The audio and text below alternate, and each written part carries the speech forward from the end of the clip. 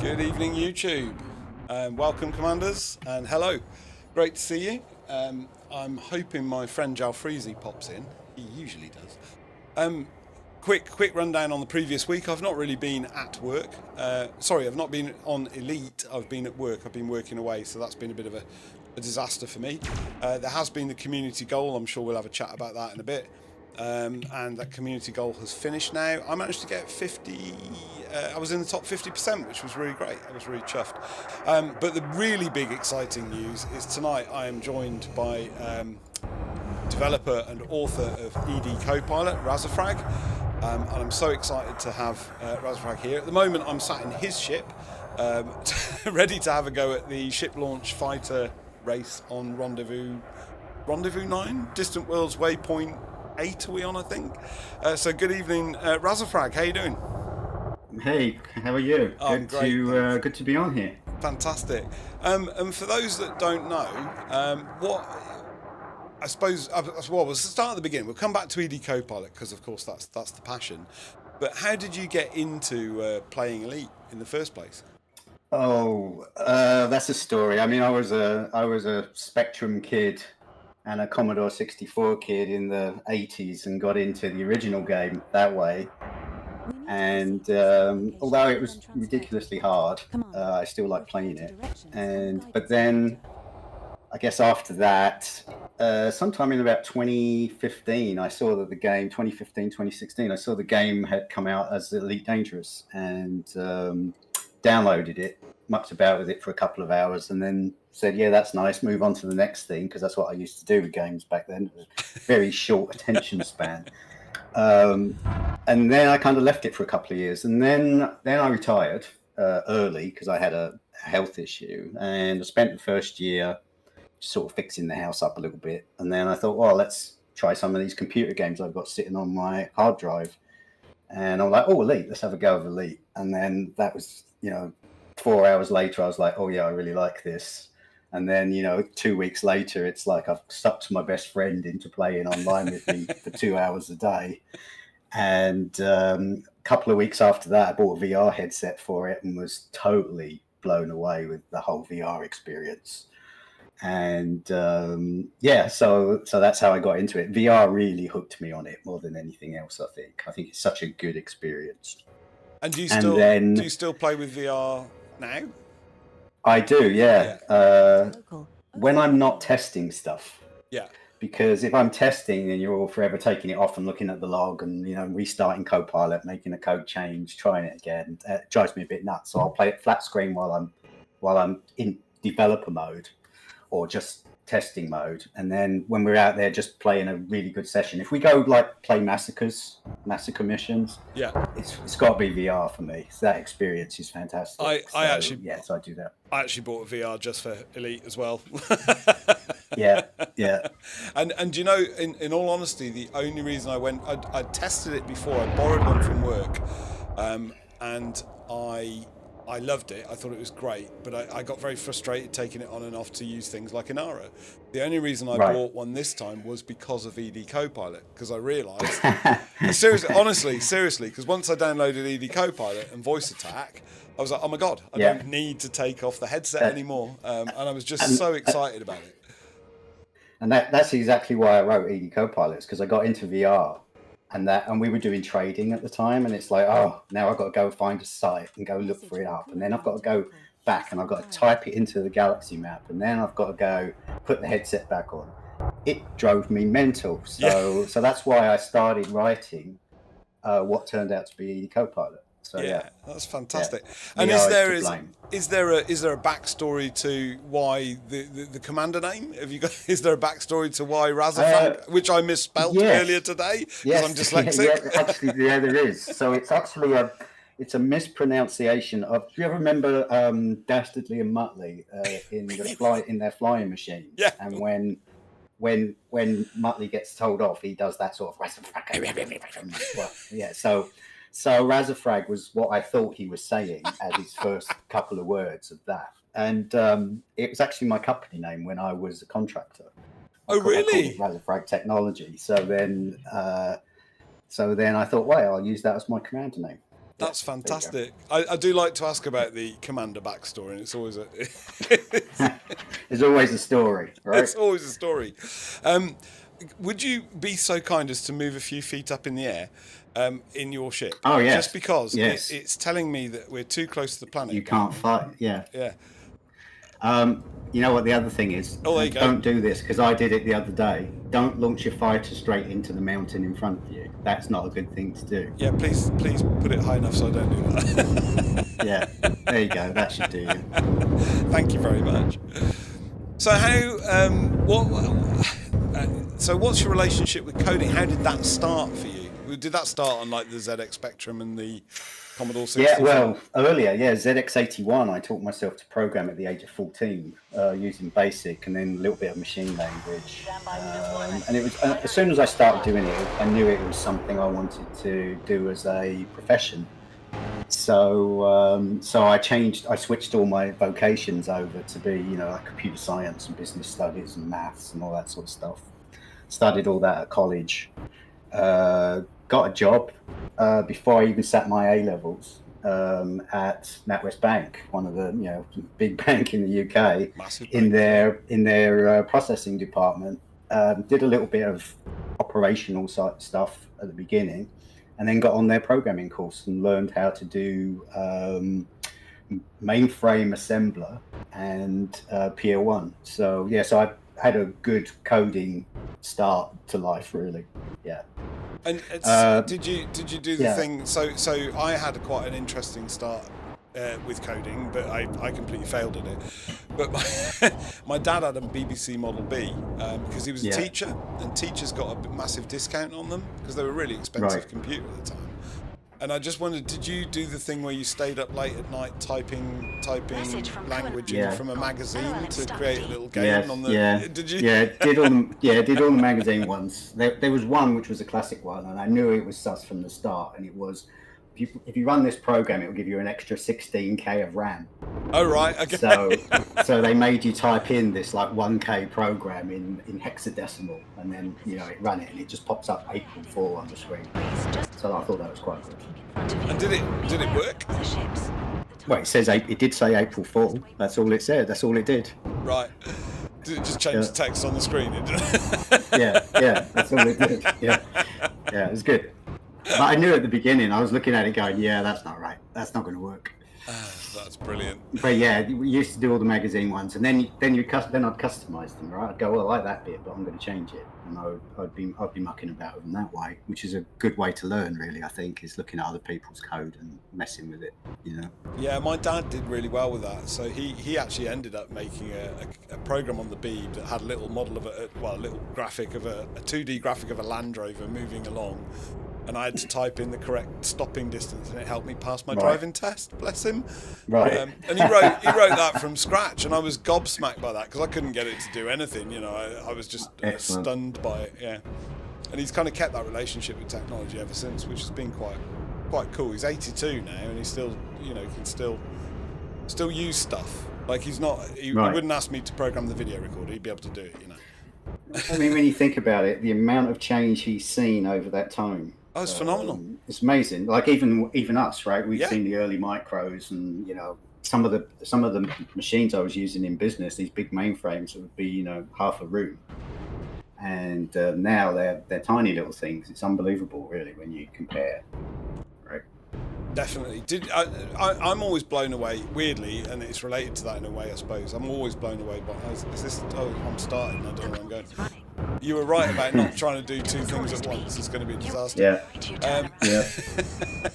But the thing that always amazed me about the early Elite, the 1984 plus version, I suppose, was the fact that they crammed, what was it, 40,000 stars and stuff onto a thing that was less than a calculator's memory, really.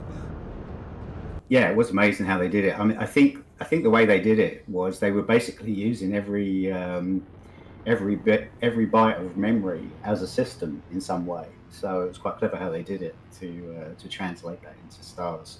Because 40,000 stars is 40K of memory if you think about it. So so even the code they was writing ended up generating systems based on the bytes of that code, which is a very, very clever thing to do.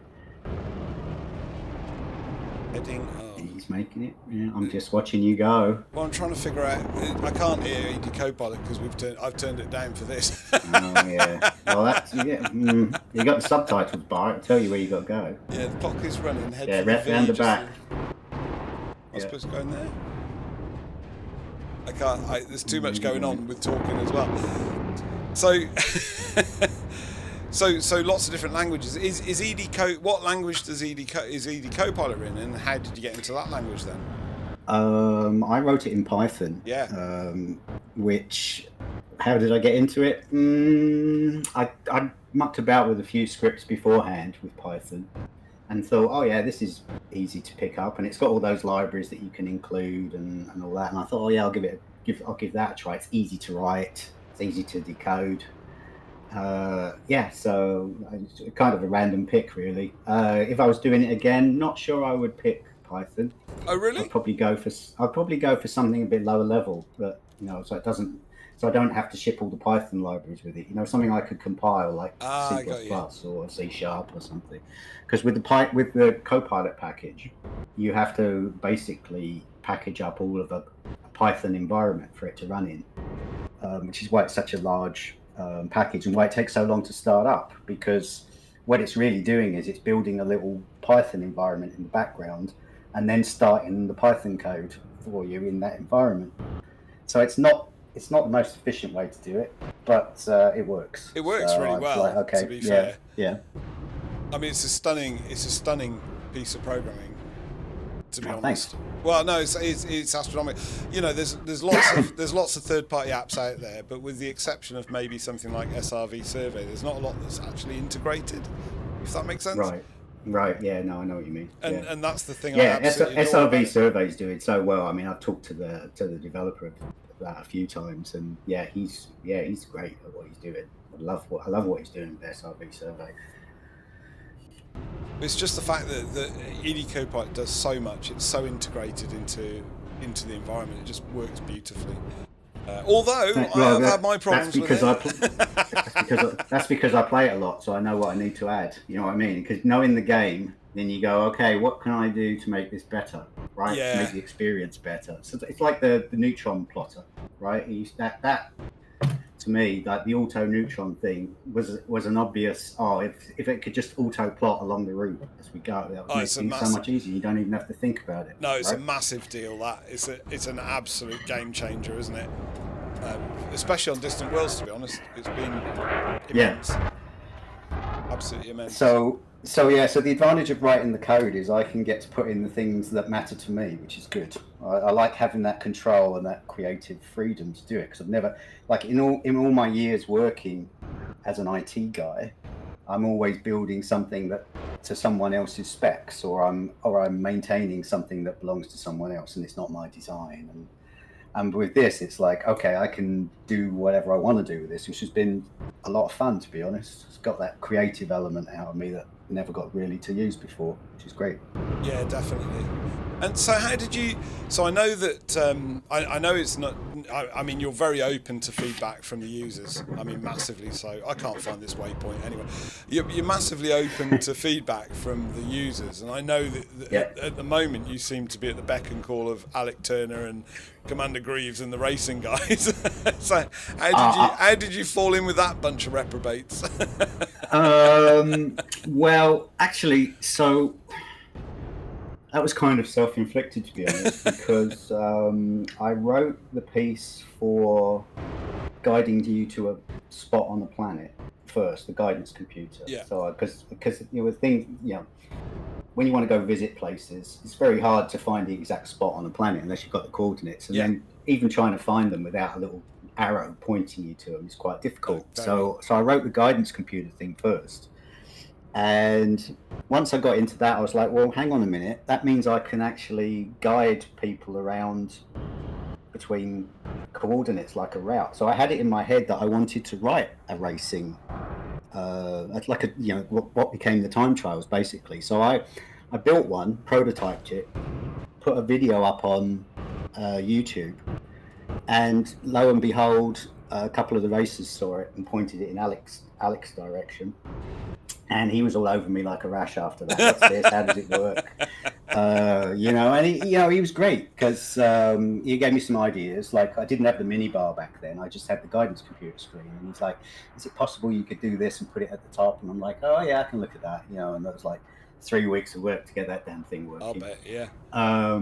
But you know what? But it made it better, right? And like the arrow, and so he's had lots of really good suggestions, and I do love the racing, and I like the fact that it's something that's not available in the game, that we've created like a game within a game, which I think is excellent. It just gives someone, like this DW3 thing. People stop for the weekend. Well, what are they going to do while they're there? Oh, they can go and race now because we've got these racetracks on these planets where everyone's congregating. So it's become a thing now, which is fantastic. But at the beginning, it was just a handful of racers that liked doing it, and I enjoyed the technical challenge of doing it, and I liked doing the racing, although I was not very good at it compared to these other guys. But it was just a good fit, really. I wanted to do racing, and they were like, "Oh wow, you can do racing," and so just gradually been building on it over time. You say I'm at their beck and call, but I'm at the beck and call of a lot of different users asking for things. Yeah. It's just, I think the time trial stuff is a bit more visible than some of the other things that people have asked for. Yeah, definitely, and I have to say you've helped me out an enormous amount, which you didn't need to do really. I didn't expect someone to help me with my little issues, and I've been very grateful for that.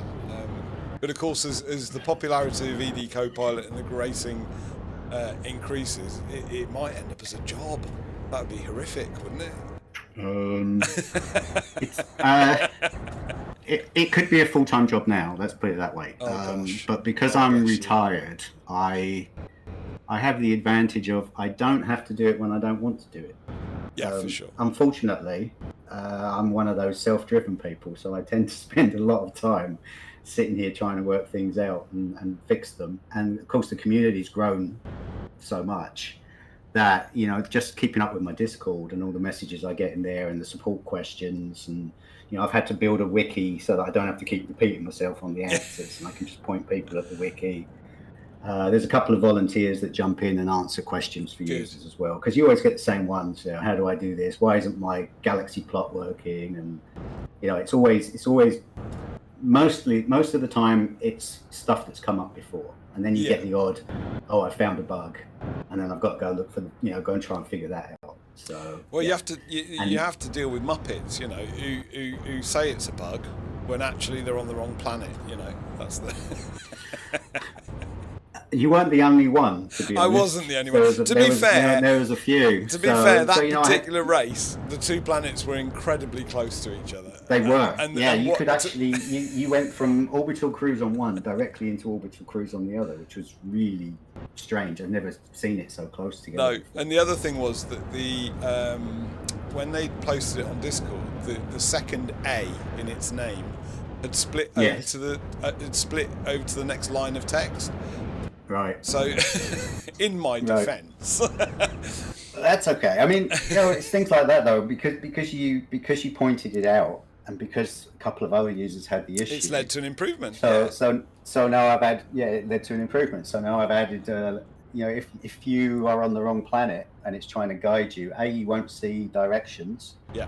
And B, it will put a little planet symbol up where the arrow is to tell you you're on the wrong one. So hopefully, if it's still working. And I did laugh the other day because we'd had a discussion about it putting a little Muppet up there, which you decided not to do, which I'm a bit gutted about. But I was doing a time trial the other day, and I did go to the wrong planet, and EDCopilot called me a Muppet, so I did laugh my socks off at that. That was another enhancement as well. Yes, I think that's my favourite enhancement, to be honest. So when you play Elite, we'll come back to EDCopilot in some more depth, sure. Because I've got it loaded up and everything, and I'm sure you can give us some hints and tips and better use of it and things as well. But the other thing I was going to ask you is what's your kind of preferred play in Elite then? So are you a background simulator kind of person, or are you a combat guy, or what would you play in open? Do you play in private? I don't play in open. I'm not into all the PvP crowd, and I don't want to do. If I'm trying to do something, the last thing I want to do is be harassed by someone who's in a severely over-engineered ship that's able to take me out easily. Yeah. So I prefer to play at my own pace. I play in private with my wingman, and we just muck about together. I mean, we do the recent CG on the bounties. We spent a week and a half just potting pirates, and we like doing that. Yeah, I taking like out doing pirates that. together. I like bounty hunting. And in a wing, it's a lot of fun because you're covering each other and you get through them faster. It's just a bit easier when there's two ships on one. Or if you get into the one where you drop into into one of those signal sources and you shoot one and they all start shooting at you, you've got a bit more chance of surviving if there's two of you. Yeah, definitely. So we do like that. We've done a lot of combat in the past, but we tend to, we'll do combat for a week and a half, and then we'll go, yeah, that was good. Let's go do something else. Let's do some settlement raids on the surface and stuff like that. Or we'll say, okay, let's go mining for a week, or let's go traveling and just see what we find. So yeah, we switch it up. We like to switch it up because you have to. You can't keep doing the same thing over and over again without getting bored. So No, I think that's when people call it a grind. We did colonization for a while, and colonization not my favorite thing, to be honest. All those deliveries. After about the third delivery, I'm bored. I'm like, okay, I want to go do something else now. Well, it's but just my wingman wants to build out his isn't whole it? system, so we've spent weeks like ferrying stuff, and I'll muck about with my code at the same time while I'm doing deliveries for him. So yeah, so we switch it up. Yeah. Fantastic. And so the settlement raid thing, on foot is a thing for you then? Yeah, I mean, we went through the whole early days of Odyssey where, I was ready to like just give up and walk away because I was so upset when Odyssey came in and wasn't what it was advertised to be. But they turned it around in about a year, and we said, okay, let's give this thing a try. So then, but the grind for the on foot stuff is so bad compared to ships. I haven't really tried, to be honest. It's bad enough in ships. Oh yeah, no, it's brutal trying to get all the materials to do, to upgrade your suit or to upgrade your weapons. So they haven't. But we went made through that it. Easy, we got through it. We got through the other side. It's good. It makes you do things that you wouldn't normally do. Although a lot of the on foot stuff pushes you towards murdering other people in order to actually do the upgrades. It's not very good for being a pacifist. No. Yeah. So, but yeah, we went through it, and it's like ship engineering. I really like ship engineering because it made you do all the different things in the game. It makes you mine. It makes you travel. It made you do combat. It made you do trading. You had to do all those things in order to unlock different engineers, right? Yeah. So I think that's a great way to push people through the game to see all the different aspects of the game. And I've done that engineering grind now on three accounts. So I've done all the ship stuff. Yeah. Wow. It's fun. I like it. Yeah, and the thing I like about it is it gives you purpose, because after a while you have no purpose in the game, right? You're just going around doing the things that you used to do before until they bring in some new feature or a new ship. It can get repetitive unless you sort of switch it up. Yeah. Right. And it's nice to have a purpose. The CGs are good at doing that, although they get repetitive. They can do. The one that was at the start of Distant Worlds was quite good though, wasn't it? Because it had like 3 different ways of. Yeah, it was delivery and combat, I think. There was delivery, mining, and something else. I can't remember what the other one was. Oh, mining. There was definitely I think the other one was defending against pirates or something. So yeah, and that was quite cool. I thought that was all right. So I did a bit of one and did a bit of mining, and then got a Panther Clipper and did a bit of delivery, and it was quite nice. I quite like that. Yeah. But I mean, that's the amazing thing with Elite, though, isn't it? The amount of variety is just stunning. Yeah, I mean, you can, like I say, you can switch it up, right? You can say, okay, what do I want to do this week? Once you've done everything, it's like, okay, what do I do now? So and that's another thing on the time trials. It's like, okay, I've done everything. Now, can I do it faster? Let's try a time trial. You know what I mean? So it's another play that you can use. And like the racing community, that's pretty much all they do now is they race. They build Yeah. tracks and they race. I mean, it blows my mind how they set the courses out and stuff, to be honest. Like, you know, they've got to go find a planet. They've got to go and find... It's quite stunning, isn't it? The amount of effort and work that they put in. 07. Yeah. I mean, it's not hard to create a race, but it does take time because you've got to get all the coordinates, you've got to put them in, you've got to come up with the instructions for each of the stages, right, for what it's going to tell you on the next one. It might be something I try and make a bit easier in the future, but at the moment it's just a text file that they basically put the definition in and then they upload it onto the database for other people to try. Yeah, I did see on your wiki, actually, you've got some instructions for how to do it, I think. Yeah. So and I think there's about 5 or 6 creators at the moment who are spitting out time trials. So I haven't even tried them all. I've got to race a few more yet. I do struggle. As you can probably tell from this, I'm really struggling. I find this course is it takes a bit of learning to learn, you know, which canyons you have to go through, and because it's not my course, right? Someone else designed. Yeah, no, for sure, definitely. What? Because obviously you use VR. So what's your preferred control method then when you're playing Elite? I like to ask people this because I'm always intrigued. You are HOTAS.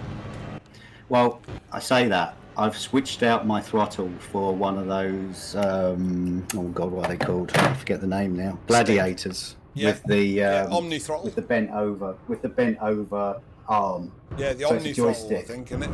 Yeah, the Omni throttle. Yeah, so I've been using that instead of a throttle recently. So I use a Warthog joystick. Yeah. And an Omni throttle on the other one, and I've got some pedals.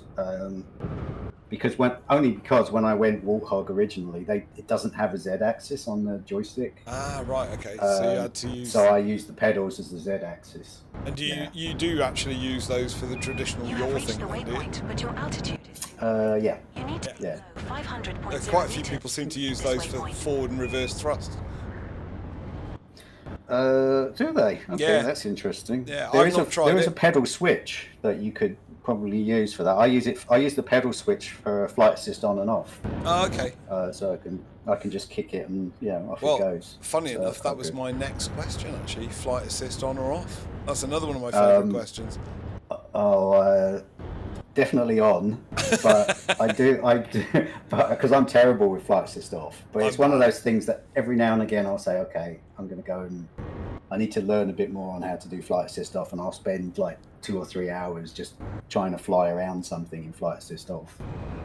I do quite like when I'm doing time trials, I'll flick it on and off as you sort of going around corners and things like that. It's pretty good. Do you prefer the ship time trials or the buggy time trials? Or I'm better at the ship ones. I like the SRV ones better because they're more of a challenge to me. Right, okay. Although I'm not the fastest, I know in SRV I've got a lot of improvement to make on the bounces and the, getting my speed up. Yeah. Like that whole tilting forward and going thing. So to me that's a bit more of a skill challenge than the ship one is. Well, I was wondering about that because this SRV race, and I have a proposal actually because I'm really failing at this. I can't get around this track at all because I'm chatting. I can't do both. Yeah. My proposal is I come and land this back on your lovely ship, and maybe we go and find the coordinates for the SRV run on this. Yeah, could do that. Because we could both do that, couldn't we? And I actually found this SRV race hilarious. But what I realised, I was watching, I don't know whether it was Alec Turner or whether it was Commander Greaves or was it Loish. I think all three of them posted a run up on YouTube. But they were looking through the canopy, through the top of the canopy, which would normally be the roof. And I'm wondering whether they're using VR and have you found a marked difference using VR? Because obviously you can just look up, can't you? Yeah, because it is easier to look at the canopy when you tilt the SRV forward. I know Alec uses like an eye tracker. Eye tracker, right. Yeah, quite a lot of people like the eye tracker. I've not tried it, but they're quite expensive. Yeah, I can actually get in a VR cheaper than I could get an eye tracker. Yeah. Which blew my mind. So yeah, I'm on flat screen today, so I'll be tilting forward and just hoping I'm not going to go spanking into anything. But that's how it goes, because I don't. I mean, you can use the Commander look, so you can look through the canopy even when you're in flat screen. But that's a skill on itself, and that's a bit too much for me at the moment. So. Well, too many buttons to press, isn't there? Yeah, it is. Yeah. What gets me is a lot of the top races in SRVs are actually mouse and keyboard. So I know. I find that's phenomenal. Yeah, no, I don't even know how anyone could even fly the ship in mouse and keyboard. To be honest, I can't. My brain can't cope. He's coming into dock. He's coming into dock. Well, or crash. It depends on your.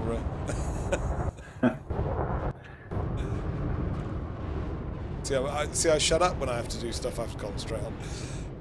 I think the problem is I couldn't listen to EDCopilot and fly the thing and talk to you. That was the issue. Ooh. I think I'm a bit off. It's busy. Yeah, it's a bit busy, yeah. And I'm not very bright. I have three brain cells. So that was all 3 brain cells occupied, and they're just overloaded really. You'd never manually docked a fighter before until our sort of prep session, correct? No, that's it. Yeah, that's the first time ever. And I've never multi-crewed with anyone ever before. Everyone used to say it didn't work very well, but it seems to work really well, to be fair. Yeah, it's pretty good, yeah. Oh, did you get in there? Yes, you are. Here we go. I mean, you made it. But what happens, so... you have to leave multi-crew now and you'll go back to your own ship. And that's what I was going to ask, is how do I leave multi-crew? Yeah. How do I get out of it? In the menu where you accepted it, where you joined, there you can actually just say leave. I think. Telepresence options. Keep him. Yeah. Telepresence. Leave crew. There we go. Yeah. I've left crew. Yeah. There you go. What's this doing there? Your multi-crew performance. Okay. No rewards. Well, that's okay. No, because when you invite someone to multi-crew, you tell them what you want to do in multi-crew, and I selected bounty, so we didn't kill anyone. So okay. Oh, that's quite cool. Have you used multi-crew quite a lot then? Not very much. No, we prefer to fly our own stuff, to be honest. Yeah, I would have thought so. Yeah. The only time we fired it up is when I want to test to make sure it's not breaking anything in the app, because it can get a bit confusing trying to track where you are through the journal when you jump into multi-crew and out of multi-crew again. We're aboard Heart of Gold. Yeah, right, okay. So, yeah, of course, because EDCopilot's reading the journal, is that correct? To get its position. Yeah. It reads the journal and it's trying to remember, right, where you are and what you did. So if you board your SRV, then it knows you're in the SRV next, and then until you return back to your ship, and then multi-crew completely screwed me up for a little while because it was something I hadn't coded for, and it just got very, very confused about why was I in an SRV when I was actually in a fighter, right? Things like that. So yeah. So before we come back to EDCopilot, which I will throw up on the screen when we do the SRV race and stuff, just so if anyone's watching, we can talk through that. But before we go to that, I just like to ask people, what are your hopes, dreams, wants for Elite Dangerous? And obviously the operations is coming out soon, all that kind of stuff. Is there stuff that you particularly think would be better if they did something different with it, or because I've been asking from racing marker boys, but you sound like you're quite happy with the status quo as it is, being community driven and using EDCopilot. I mean, marker boys would be excellent, because then you could actually put them on the courses that Copilot steers you around, right? I think that would be a very nice thing to have, or even the ability to. When they put colonization in and they said you'd be able to customize your bases, I was kind of hoping that you'd be able to place like ramps and things around your settlements and stuff, so that we could build races with. Oh, that would have been cool, wouldn't it? That's a really good idea. That would have been amazing. Or decide where the road goes, so you can put a little road race thing around it and things. So I'd love to see them build on some of that instead of just the you just pick the template at the moment and you get what. Yeah, it'd be nice to have some customization on it, right? Yeah.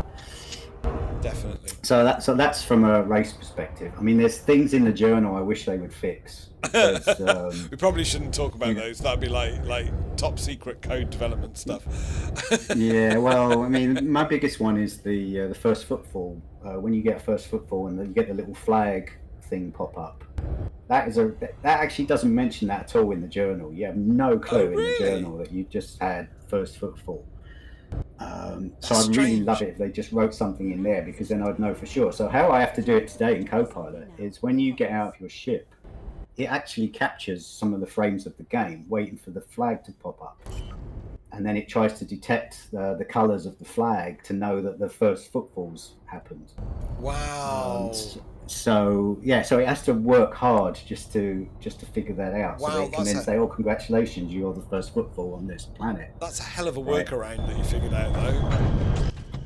Yeah, and it's fine as long as people don't customize their HUD colors. If they customize their HUD colors, then they've got to change the color detection settings in Copilot as well. Of course. So they have to figure out what color is the flag now, and then tell it what color it is. Yeah. But it would be nice if it just had that. And also, like when you scan a biological sample, it would be nice if it gave you a little flag that said, "Oh, you're the first person to scan this on this planet, so you're going to get the bonus." Right? At the moment, you don't know that until you hand it in, really. Right. I use the first footfall flag, right, to say, well, if you're the first person that's landed here and the first person to walk, you're probably the first person that scanned that bio. So I'll assume you're going to get the 5 times bonus on the biological That scan, would be the case if we weren't on Distant Worlds 3 with 8,500 players doing the same thing. Right. Right. Well, you're not going to. Only the first person will get the first footfall flag. Yeah, I know, So, but the scanning one is whether they cache it in first. Is that right? Yeah. Yes, that's correct. But if you're trying to estimate how much they're going to earn, yeah, for sure. Yeah. Then you're going to say, "Oh, yeah, you're in with a chance of getting that, as long as you get back before everybody else, right?" Definitely, yeah. So little improvements like that would be nice. Operations, I haven't really spent a lot of time seeing what operations is going to be. I've heard something about 0G and fights inside megaships and I will things, say which some would be very interesting. unpopular things about operations, because I don't want to be a Debbie Downer, but it just sounds like Halo from 2001 to me. Four players against 4 players. But to be fair, that's kind of what we said Odyssey was going to be when it was on foot running around shooting each other. It was just like a glorified Halo. It's what we thought at the beginning. Right. I think the 0G bit, my understanding is the only 0G impact is, because they're using mag boots or whatever, the only 0G impact from what people have said on kind of YouTube and stuff is that the grenades will continue in their line of direction. Thrown objects will continue Newtonian styly. So we're not going to have any sort of 3D combat where you could be floating above somebody and shooting at them. Not to my knowledge, but I imagine that, well, because it's on megaships, isn't it? Not to my knowledge, it'll be a bit like the. I mean, they'll have to allow jumping, won't they? I'd like to see them allow us to be able to float, so that we could then go outside and you could have 0G battles outside on the hull of the ship. Well, I think that's the wish that we should have then, definitely. But I saw what do they call it, a preview, I guess. There was a preview knocking around, and no, not at all. Which is a bit of a shame. It is a bit of a shame. But like all these things, they tend to do it and then get the feedback and then change it. Well, I think the other thing they like to do is they like to put in a foundation first that they can build on later. So if they do 0G effects, then later on they could say, okay, now you can actually fly around in that space in 0G. So they can build one on the other, which I think is a good way to go. Yeah, definitely. And I suppose, and let's acknowledge the elephant in the room. I suppose that Elite's always been driven along a little bit by its competitor, by Star Citizen. Of course, Star Citizen has some of that stuff, albeit not necessarily implemented in a way that means it's playable, because my understanding is it breaks a lot. But the idea is there, definitely. Are you doing this buggy thing? I've just landed, so I'll get out and have a go. Hang on, I've got to start my. I think I Start my sent you a race. wing request because I don't really. Again, Oh. are you? Is that your? No, because you were in it. You're not Hang in on. the Caspian, are you? I'm in a Type 11. Yeah. No, there's a green Caspian here. Is it a mate of yours? I didn't get. No, it's not a friend of mine. That's just. There's going to be loads of people here because we're in the fleet Yeah, comp, right? yeah. So Yeah, no, I just wondered. hang on, I'll send you a wing. Hang on a sec. I thought I'd sent you one, but I don't really understand it. Oh, it says in crew. Why are you in crew? The game still thinks you're multi-crewing with me. Oh. Try sending me a team request. Let's see.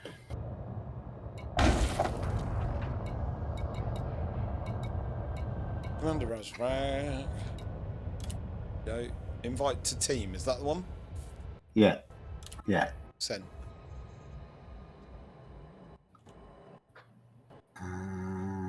Nope.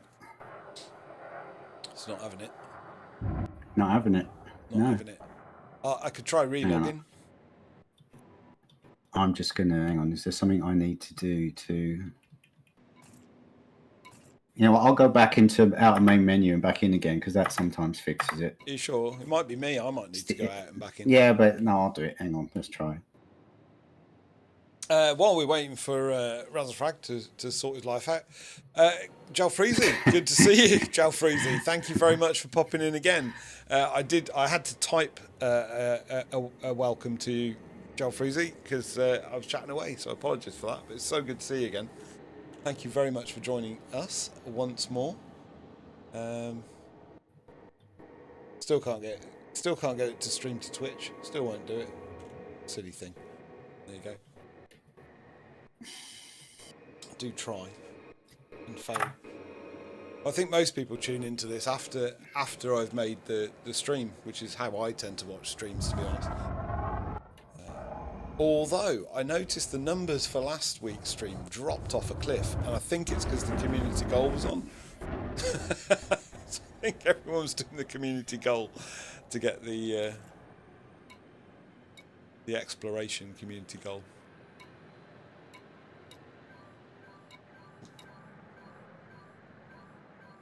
I'm just loading into the right private group now because I loaded into the wrong one out of habit. See, now, before this started, we were talking about errors and mistakes, and it's usually me that does them, so I'm quite impressed.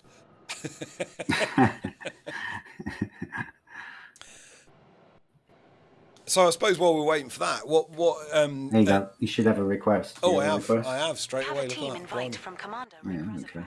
There you go. That did it. Oh, I just. There we go. Okay. Accepted.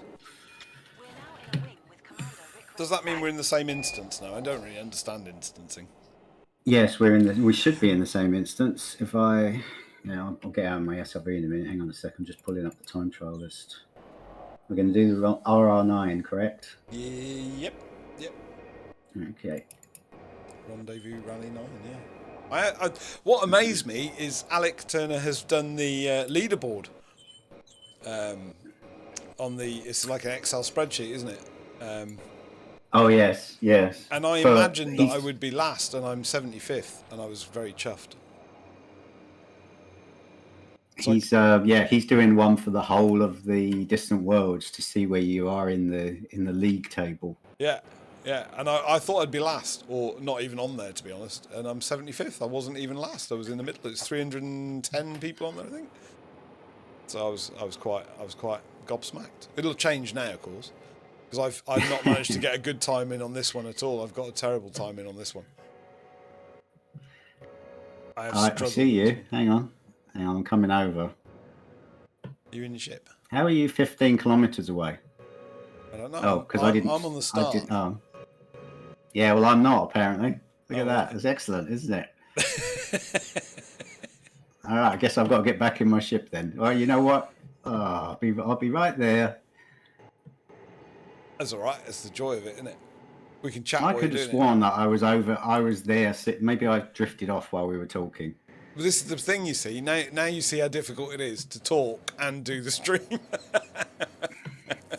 and There's a reason why I don't make videos or stream. Yeah. I tried making videos and they take so long to do, and I'm like, no, I'm just going to code. I'll let somebody else make a video if they want to. Yeah, I shouldn't do it. I'm too bad at it. There's a famous poet, and I can never remember his name, and it's gone again. I must look it up. But he was he was the worst poet. He was recognised as being the worst poet in the world, and I think he taught at Edinburgh University in the 1800s. And his students just kept encouraging him to do more poetry, and I kind of figure I'm kind of the same with the live stream. Jalfreezy comes here every week and encourages me to make the live stream, and I'm sure he does it just because it's so bad. He finds it funny. You know. Maybe they got a poll going on how long they can keep you going, stringing along to do it. Probably. So how's your Distant Worlds been then? I suppose that was the other question I was going to ask you. I haven't done a lot on Distant Worlds. I've been really tied up doing code changes. Yeah. So I've tended to just hitch a ride. All right. And then go check on the weekends for the race locations that people are doing. That's all I've done on this expedition, to be honest. That's not bad. I haven't gone anywhere else. Haven't explored any new worlds. It's like I can do that anytime. I can just jump out. Yeah. So I'm like, no, I'm here for the community and the racing, which has exceeded our expectations, to say the least. We didn't expect to have hundreds of people trying it. So it's been a very nice surprise, to be honest. Brilliant. I think Alex a bit blown away by it. He didn't. It's always been such a small. Yeah, it's always been such a small racing community, and now all of a sudden people are like, "Oh, this is quite fun. I'll have to do this when I go home." I think I can see your ship. Yeah. Presumably, though, now I can only speak for myself here, but part of that may be the fact that people like me, ignorant idiots, didn't know it existed, racing. What I mean is I wasn't part of the community, and I was playing on Xbox, and I was playing in solo, so I didn't know it was even a thing. Yeah. And I think a lot of people are put off by the SRV races, but they were quite happy to do the ship ones. Oh, really? Yeah, a lot of people struggle in the SRVs. And it is a skill. It takes time to learn. Well, I don't really mind how I do. I do badly, but it's kind of fun. I'm the same. I'm like, if I can beat my own time, I'm happy. Yeah. And that's the nice thing about time trials, I think, generally, anyway. It's a very attractive ship you've got there. I'm not trying to land on you, am I? No, I'm flying the camera just to see your ship. Oh, okay. All right. It's kind of cool to watch ships. I don't know, ship spotting. Autopilot's just popping backwards and forwards at the moment. Yeah, it was. That was your. I thought that was you. I thought you'd had a whiskey, to be honest. I think I need one. Right, there we go. Finally. Right, let's get out in the buggy.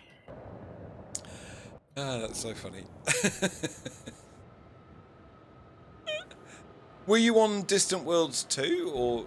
No, was that just before I started, or I think maybe I wasn't as plugged into the community back then that I am now. I think was it 2018 Distant Worlds 2? Something like that, wasn't it? I wasn't. I think I heard about it after, and then I was absolutely gutted.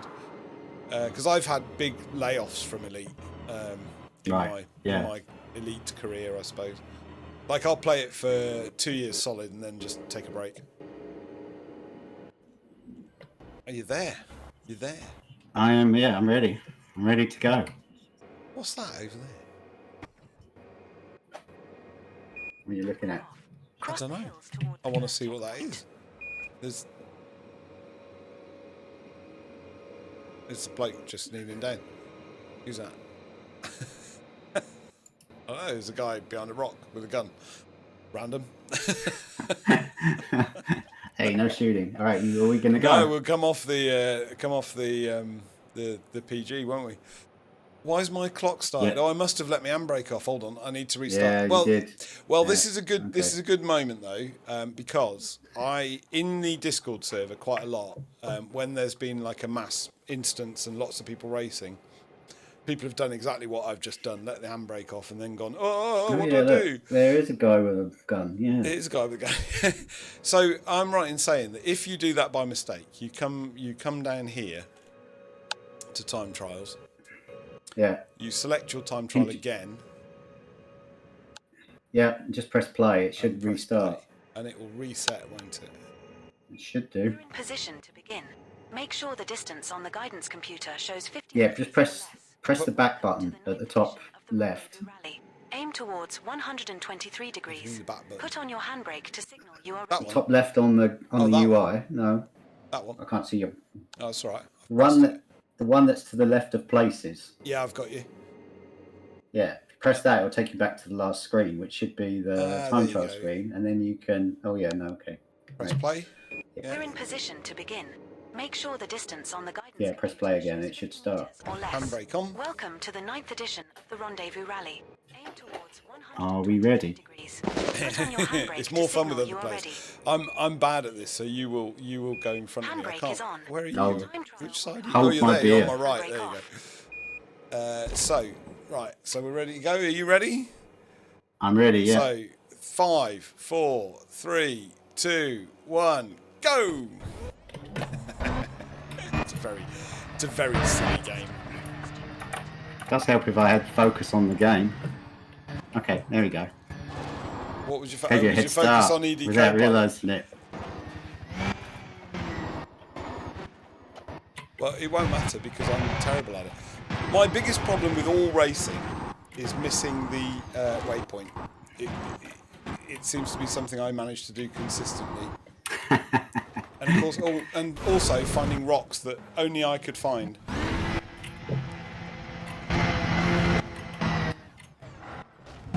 Oh, I forgot my own tip. I did learn something the other day. Oh, I can see you're out in front of me already. Look. I've skid already, so Yeah, that's I'm rubbish. spinning. It's actually quite helpful having you in front, to be honest. Why is my handbrake on? Why am I shooting? What on earth is going on?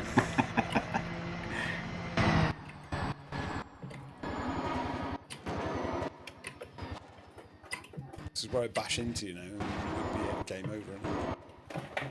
Yeah, I have found something out that I didn't know about landing.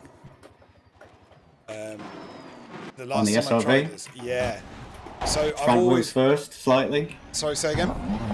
Front wheels first, slightly. Well, it doesn't matter what I seem to do with my wheels; it just spins. But Okay. but what I have noticed is if you're not on the throttle when you land, it's a lot more controllable to land. Oh, okay, but you slow down. Yeah, well, not much. It kind of rolls a little bit, and it doesn't spin out as much. I've noticed. I don't know why that is. Oh, this is going to be disastrous. I've messed this up because I'm going to hit this. So, yeah, see, I landed that without my throttle on, and it actually didn't go silly. But unfortunately, now I'm completely disorientated and lost the plot. Why don't people like the SRV rallies then? It's because it's hard. Because it's hard. It's hard. Yeah. Fair enough. I mean, it is hard. Yeah. That's. It takes practice. Yeah. Well, it's skill acquisition. You're going well though, I must say. I can see you. I'm actually 5 seconds ahead of my best time at the moment. That won't last. Don't say that, because if you say that, you're doomed. You are Reverse psychology. You're 800 meters in front of me. Keep slightly left and head through the gap in the mountains. It's because this time I haven't had any rocks jump out in front of me yet. So that's the other thing I find is that I'm naturally magnetising rocks at a level that is quite astonishing. Oh, I just hit one. There you go. I shouldn't have said anything. I still can't. What I can't get over is how they've done it in the times that they've done it in. How are they doing it in 4 minutes? Like I just. The trick is never touching the floor.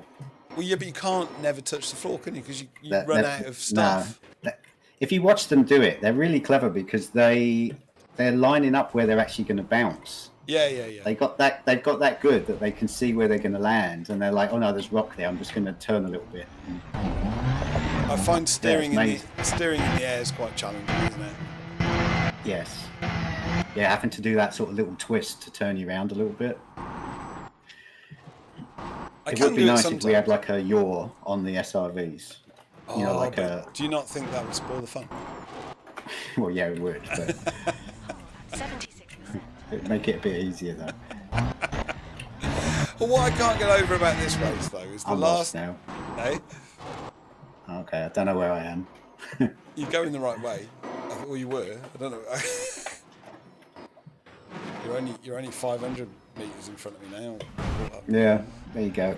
I was going to say...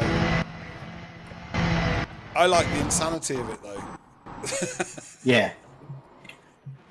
There is something really insane about the SRVs. They're just insane.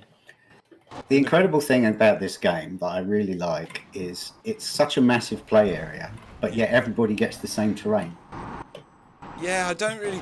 So, I mean, you must be amazing at mathematics, I'm sure. Is that... I'm okay. I'm not up there. I don't rate my math skills. Well, I'm sure you are really good at it. You have to be to code, don't you? Isn't that a thing?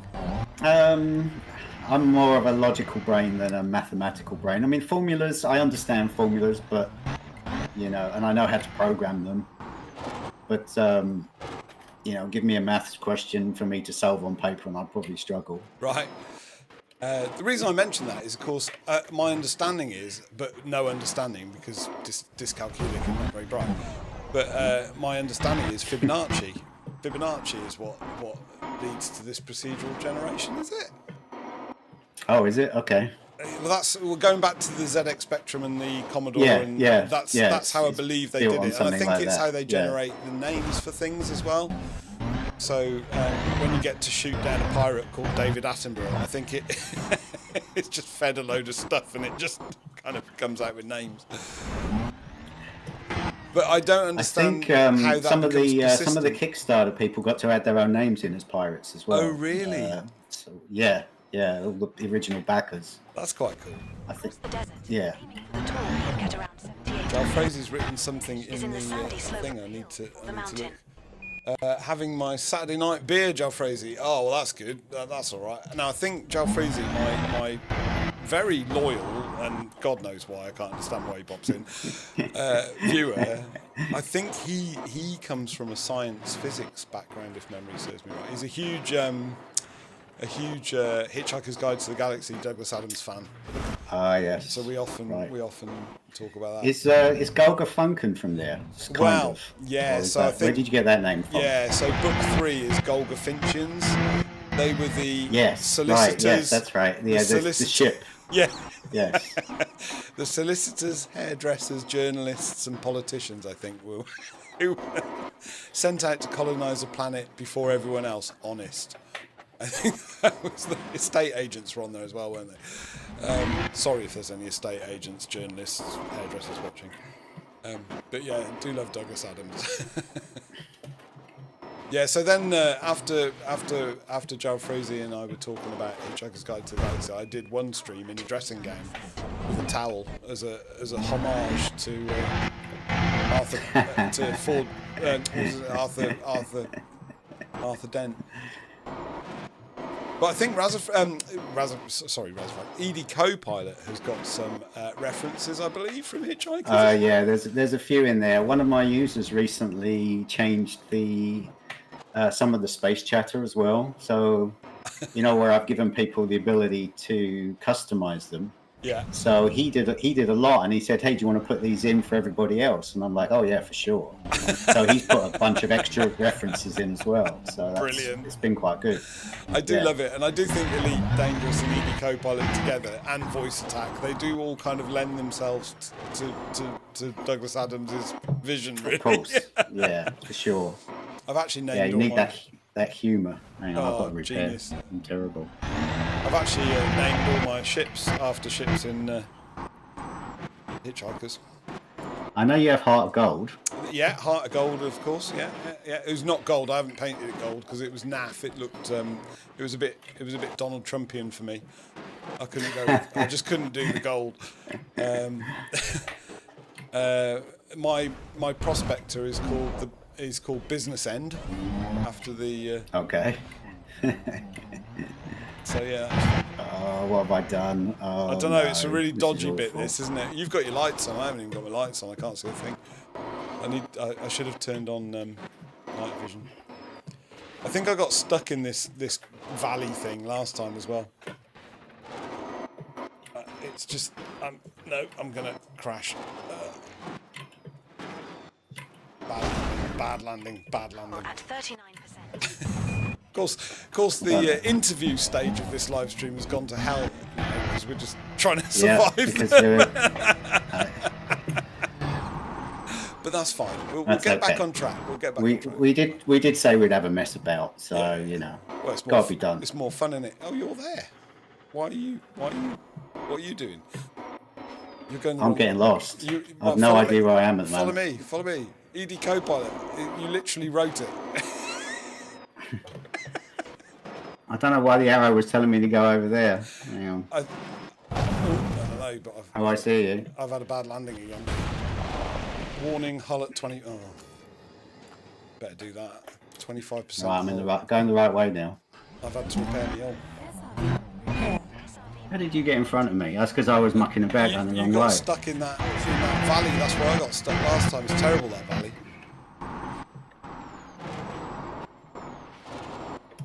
This isn't going to be one for the record books. I'll tell you that now. You see, you cursed it at the start of this. I did. You did. You cursed it. Oh. So there were some recent updates to EDCopilot, and one of them being the personal best delta, which is now showing for me because I've had a run on this track before. So that's quite exciting. Yeah, there was some I had that in mind from the day that I put time trials in. So really? Every single race that people have ever run, I've got all their waypoint times for every race. Wow. So I was able to finally get around to adding that in. So I thought, yes, now's the time. Now everyone's doing it on Distant Worlds 3. I should roll up my sleeves and get that function done. Was that particularly difficult to put in? Well, that's a bad question. How much time did it take to put in? It took me, I'd say, about 3 days of coding to get it working properly the way I wanted it to. I had to make some database changes on the back end, like some new API calls to get that data, and then test those to make sure they were working. So when you start the race, at the beginning, when you press the play, it's retrieving your best time, so it knows what they are ready for you. And then so I'd say it wasn't too bad. The minibar's a bit hard to make changes to, as you're aware, because we've had that problem where yours hasn't been displaying. Yeah, but for no reason. It was only me, and it was very strange. It started working today. Well, it started working today, just on its own. I haven't changed anything. Like I said to you, when the update, because I was away for a week, I came back and your last update loaded into EDCopilot, and and I turned it on, and it's working for you. Yeah. Well, no, it didn't work, and I think we were on I think I messaged you on Discord saying, "No, I'm really sorry, it stopped working again." Before this stream, literally before this stream, and then I logged on, to get ready for the stream, and it was working. Strange. Yeah, there is a bug in there somewhere, and I think it's one of those. So every now and again, I'll get these little problems from users that nobody else has. Yeah. And it's something environmental. It's either something to do with their drivers, or it could be something the way their CPU works, or it could be the load on their system, or it could be some other weird sort of low-level library thing. And it's very hard because no one's PC is the same as anybody else's. No, so I was about to say, I think that's one of the big problems with developing for PC, isn't it? You've just got so many different environments. It must be hell for game developers. I don't know how they do it, but anyone, I suppose, developing for anything. I use fan control software that's designed and built by one bloke, and I think he has the same issues because at one point Windows just refused to run it at all because of the security risk. Right. So I'm having that trouble with Copilot now. That Microsoft has gradually been increasing its malware checks and things like that to the point where now when the app gets downloaded, some users are told, this app can't run on your PC, which is not true at all. No. it's flagged something on its defender to say, oh, I don't really like this app. Yeah.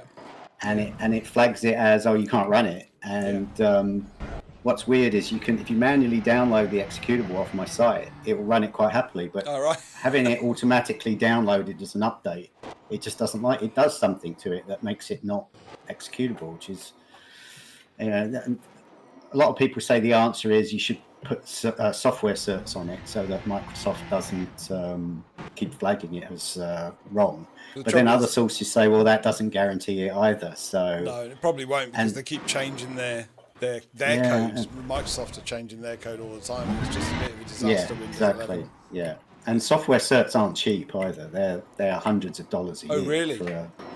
Yeah, no, they're crazy. Yeah.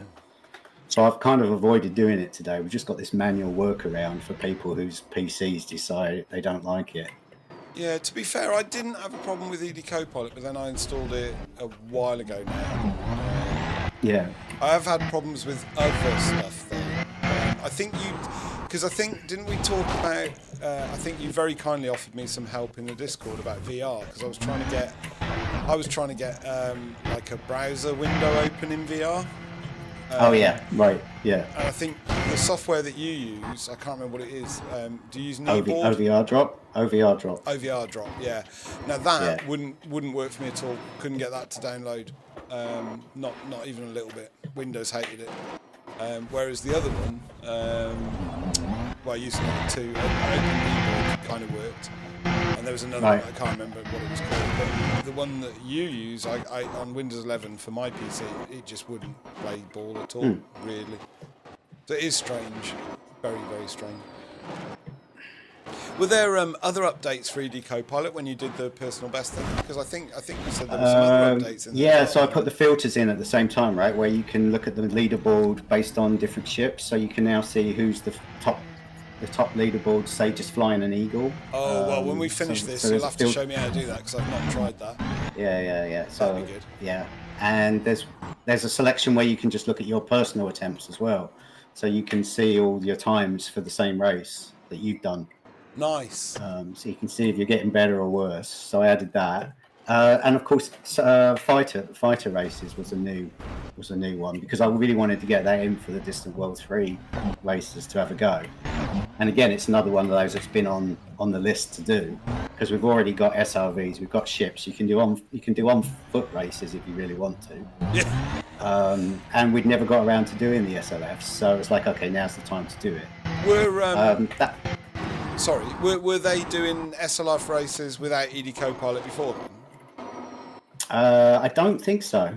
Oh, I don't think so. No. It's just one of those things. It's like, well, if we can do all the others, why can't we race in an SLF? You know. Turns out you can. And the code is very similar to the ships, other than the fact that you can't land one. Yeah. And the respawn is different as well, right? So I wrote the SLF and it was working great, and then I lost the fighter, and then of course it was like, oh, the race is still going, and I don't have a fighter anymore, because I'd forgot to code the bit where it checks to see if the fighter's been destroyed to stop the time trial from running. So it's little things like that I then had to go back and detect to make sure it was running properly. I ditched my ship launch fighter bay out of the only ship that I had that had one. To save weight, to go faster with, jumps. Right. I'm doing terrible at this race today. God, I'm so far behind. I'm not doing great, but it's because we're chatting. I think that's I'm just about keeping ahead of you as well. You're doing very well. No, you're 800. You're back to your 800 odd meters. I'm failing badly as usual. It's the last bit of this race is a massive kind of long distance thing. That's why I can't understand how they do it in like 5 minutes. You see, because I'm like, well, that's like it's 27 kilometers. I think like the trip across the plain at the end of this race. And I'm like, how do you do that in 4 minutes? I just can't. I think they must use some special. I think they've hacked it. Like people used to hack games back in those ZX Spectrum and Commodore days. Yeah, they got a cheat switch somewhere. Yeah. No, I mean I know how they do it, because I've seen the videos where their speed's like 120, right? They just You just floor it. I don't know, how do you stay in the air that long? Because you can't. Your boost is your boost, right? It runs out. It does run out, yeah. And it always runs out right in front of a rock, I find. So the mistake I make, and I catch myself doing it all the time, is I'm using the thrusters, the boost, to try and, when I'm on the way down, to try and flatten the fall. And you shouldn't. You should just allow it to go splat, so you've got the thrusters ready to do the next. Okay. To do the next bounce. Right. But then doesn't it just destroy your hull? It can. Yeah, it can. Oh, I think I'm going to miss the... Don't miss the end waypoint. That would be massively embarrassing.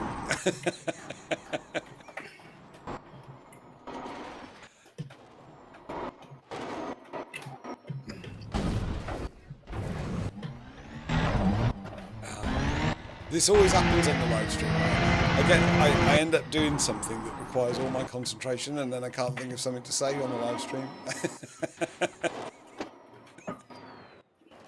I just finished. I'm 3 minutes behind my best time, so that's not a good run. But to be fair, we're chatting away as well. You can never, I don't think you can do it. I'm looking at your stream now. Yeah, I'm like, somehow I managed to be 3 kilometers ahead of you at the end. Ow. You were like 800 meters. Oh, I hit some rocks, man, to be fair. I'm doing some classic rock bashing. Yeah, you must have really flown that last bit. You must have really gone well. Yeah, I was probably doing all right at that last bit. That's all you need is a good stretch and a few good bounces, and you get your speed up. And I can see how they do the 4 or 5 minutes. It's just I can't get the fact that they do it consistently blows me away. It's just annoying. There's a real skill to it. I'm glad you're not videoing my performance, because if you saw how many things I hit and the amount of times I span, it would be like, oh no. We can do that. We can do a split screen thing. It's fine. No, it's all right. I'll let you just. That was a bad one. See, that's what happens to me. Is he going to beat his own time or not? That is the question. Doubt it. I don't understand what the personal base thing is telling me, really. It's telling you that you're 40 seconds behind the best time that you put in before. Yeah, so I'm not going to beat it.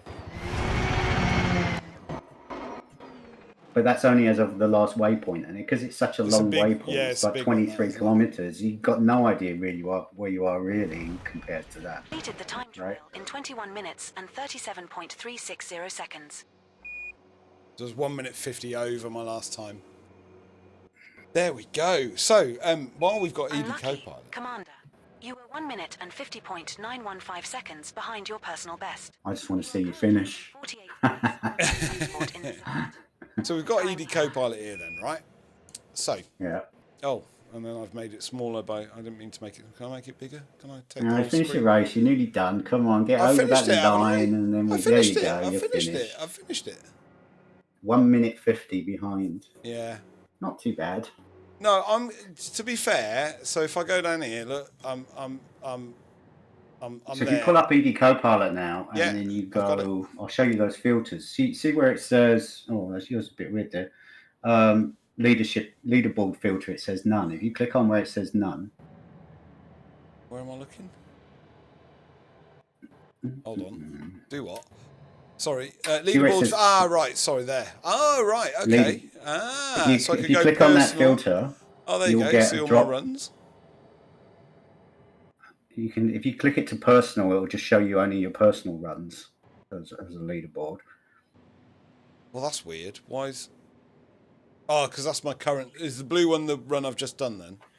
No, that's your best one. If you go click on leaderboard filter personal. Yeah, I've done that. Yeah.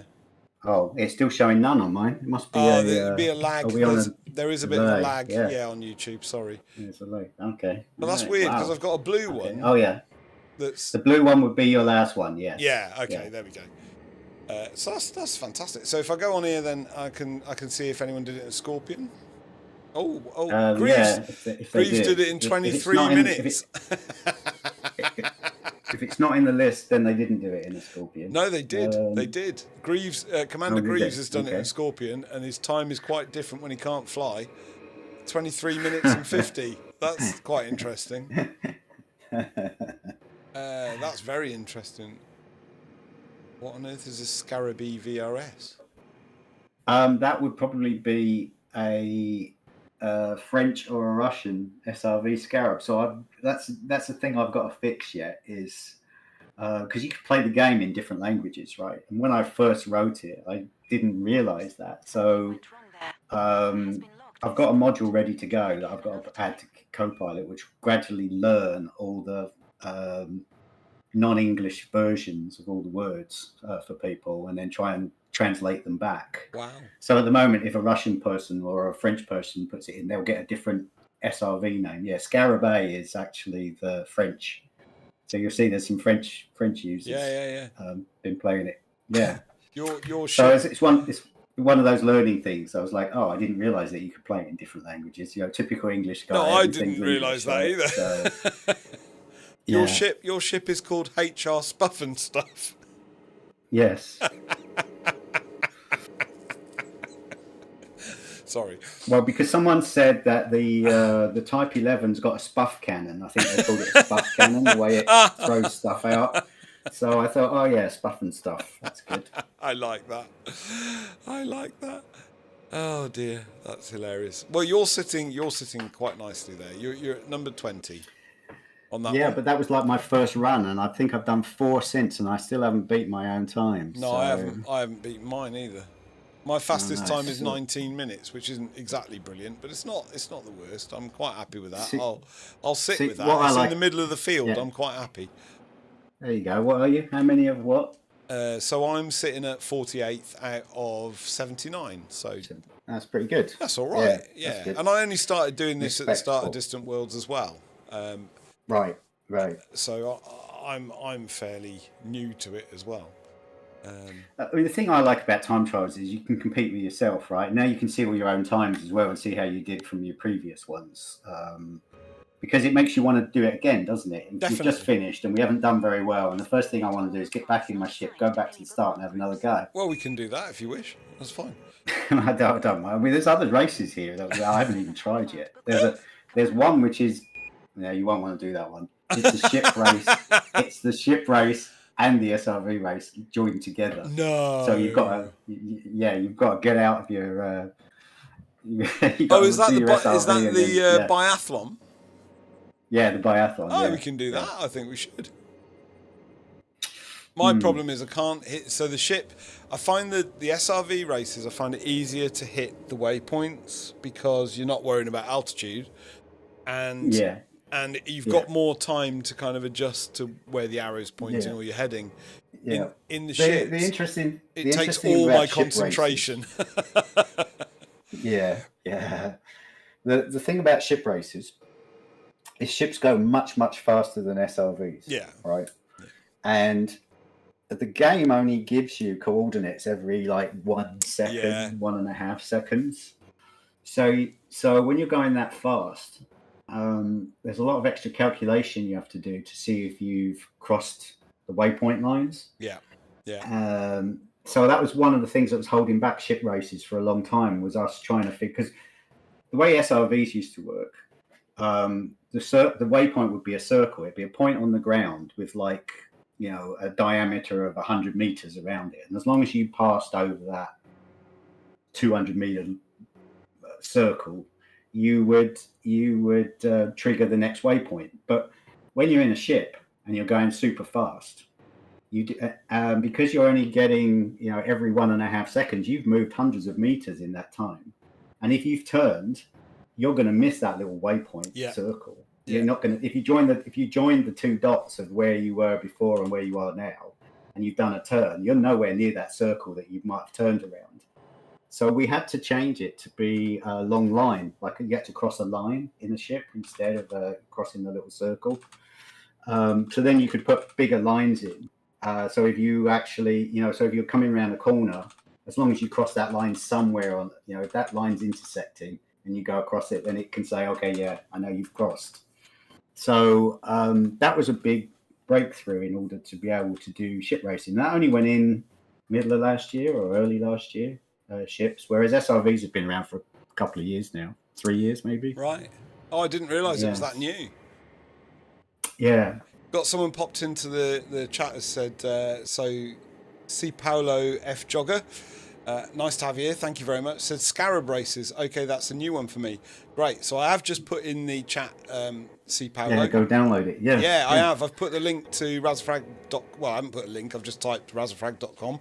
That's correct, isn't it? For EDCopilot? That is correct. Yeah, there's a download section there, and they can download the app. And, and I'm showing it on the screen now. So it does so much more, though, doesn't it? So I suppose we should do a little tour, shouldn't we? Probably.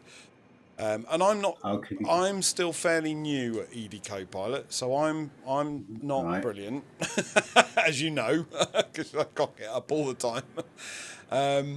So if I go to the home screen here, not gone to the home screen. Yeah, this might be challenging because of the lag, but we'll see how we do. Yeah, so I've just gone to the home screen. So we've got all these kind of things. We've got set course, position, galaxy map. That's not the home. That's the places home screen, isn't it?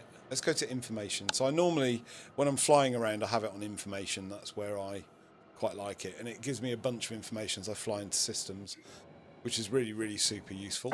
It's got my ships in my system. I think Distant Suns must be back in this system. They had banned the fleet carriers from here, and the FDev had stopped the fleet carriers coming in, I thought. Apparently, yeah, they blocked them. I don't know why. Are you saying there's one in the system now? I don't know. It says ships in system, and all my ships are here. So V2W, I don't know. Where are you looking? On I'm inventory? on information. I'm on information. System data. Information. Yeah. Let me have a quick look at. I'm just intrigued now. I'm just going. Oh, hang on, I can see it now. Hang on. Yeah, ships in system. Yeah, that's true. Just have a quick look at the galaxy map. map. That's right. Just to have a quick look. Have a look in game. See if you can see it in the map. Let's have a look. Because they were banned from the system, weren't they? The fleet carriers. They weren't in. Oh, I'm in the ossuary view. I can never remember how to get out of this. That's not the system thing, is it? I guess they must be there. Yeah, because it says. Oh, there we go. 10-0. Yeah. Ad Astra's there. Ad Astra's there. Yeah, Distant Suns is in. Wow. How about that? Wow. Yeah. They've got some pull with FDev, haven't they? These Distant World 3 people. I think they must have because they were not allowed in, were they? That's pretty cool. They must have compromising photographs of Zach or something. I reckon. Are they compromat?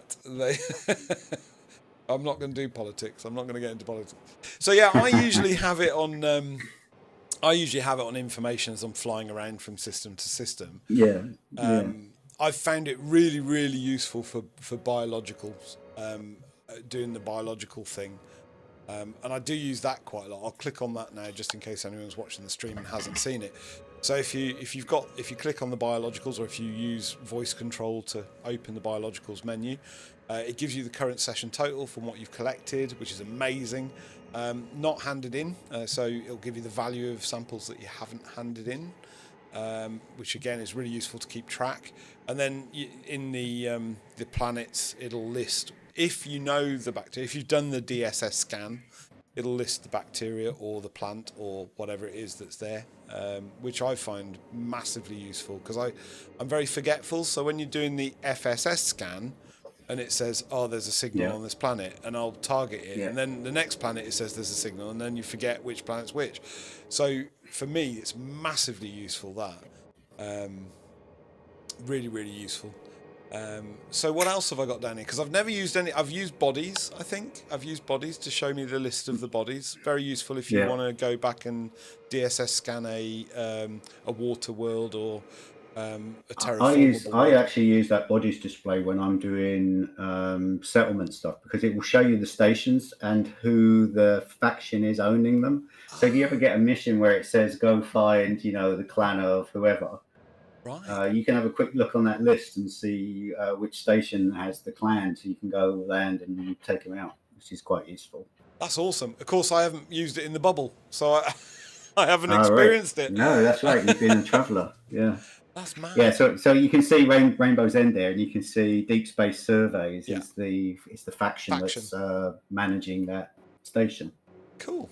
That's fantastic. And I do find that. So I wanted to ask you. So where it says you've got the gravity listed there. So sorry, we've got the body, then the body type, then we've got the gravity. Visits. I presume that's my visits to that body. That's how many times you've landed on it. And I wanted to ask you, what was the D, the S, and the M? I know that the M does a Y when I visited it. It means scanned so. it. D means did you discover it? Right. Have you discovered it? S is have you scanned it, and M is have you mapped it. Got it. So if you're doing your DSS and you're the first person to find it, you'll see the D goes yes. Got it. So and then the minute you tune it in, it will show on the scan, and then if you go and do a surface scan, then it will show that you've mapped it as well. Fantastic. And it remembers in game as well whether you're the first person to map it or the first person to scan it. So there are filters for bookmarks where you can pull up a list of all the systems that you've discovered, or systems that have got bodies in that you're the first one to have discovered as well. Is that right? Which comes in handy. What? So if I go to bookmarks, if you go to bookmarks, right? I won't be able to follow you because I'm way lag. My lag is terrible. Yeah. So I'll hang on. Yeah, if you go to the bookmark screen. Yeah, I'm in there. And then on the bookmark screen, is it the bookmark groups or the bookmarks? If you've got it bookmarks. Yeah. Okay. If you've got it set to OR, the little thing at the top, and OR, you set it to OR. Yeah. And then you click where it says includes and filters. There's a little edit button. If you click on the little edit button there, and it will open a list of filters, and in there, my God, there are exploration filters. And if you click on exploration, then you can so you can get a list of all your system discoveries, or where did you find Earth-like worlds, or where did you map things, or where did you discover biologicals, basically. Yeah, or where did you have a first footfall? Right. Oh, right. It is there. Show marked for so if I Confirmed, so I've Commander. clicked those filters and then I click on that. And and then just you press go the back. back If you go back to bookmarks now, then it will recalculate. Oh my God! And you, Oh my God! One of 42 pages. Look at that. That's fantastic. Oh, I had no idea. Yeah, and you'll see little icons when this lag catches up. I'll be able to see I can see a first at. footfall little flag icon. There's like a little boot icon, and then there's a flag icon if you were the first one to discover a body. And then I think there's a system picture with a little flag sticking out of it if you're the first one to discover the system. Oh, I can see it now. Yeah. So all those with the little boots. So you were first footfall on all those. What do you mean? And then that one with the flag, I think that means you were the first one to map it. If you click on where it says system features, the table heading, it should give you a little key that pops up. I think that will tell you what those icons mean. Yeah, I've got a key chart. Yeah, here you go, key chart. So first discovered system is the circles like a solar system. The first mapped body, you're correct, is the flag in the square. And the boot is first footfall. Yeah, you were bob on. Yeah, mind you should know it, shouldn't you? Well, you say that, but it's probably been about 3 or 4 years since I wrote that, so I don't always remember everything and how it hangs together. But that's really cool because that's one of the things I find really hard in Elite is knowing what I've discovered. Inara kind of does it. EDS, is it ED? What's it called? EDS Discovery, ED Discovery, or ED Observatory. No. Oh, the name's gone out of me. It's one of the websites. It's got lots of adverts. EDSM. Yeah, that's quite good. That does it. But the adverts drive me nuts. If it's on your phone, you can't read through them and stuff. Okay. Well, there we go. So that's a fantastic tip that I had no idea about. The filters are great because if you go back to that filter list, you can filter on so many different things and combine the filters together if you're looking for certain stuff. And some of it's pulled from Spanch, some of it's learned as you've played, and so Oh, and 'cause you some can of it's filter by pulled in government. just real time. Wow. Yeah, that's insanely good. I hadn't. You're gonna think I'm really stupid, but the text at the top, the Yeah. and orbit and the use and equals filter, it just confused me. I didn't know what it was for. Right. Okay. When you know, you know. So yeah. That's So fantastic. like some people want to do high grade emissions, right? For Yeah. example. So there's a high grade emissions drop down there. If you click on that, you can pick which high grade emission you're actually looking for. And it will give you a list of all the systems as of yesterday, as of last night, that are the high probability ones to spawn those high grade emissions, for example. I mean, Copilot tells you when you jump into systems whether it's a good candidate or not. Wow. But if you want to sort of guide yourself there first, you can use that list. I've just done it. Yeah. Wow. Yeah. Now you're not going to see many out here because there's no stations. No, around, it says right? the nearest. It's saying the nearest ones are 18,860.27 light years away, which is not a surprise because where we are. But it's not too. But when you're in the bubble, you pop that up. You'll get a couple of screens full of systems that will say, oh yeah, that's where you can go and get military super capacitors or whatever. That's right? amazingly it comes useful in handy. for engineering. But like that's insane. Yeah.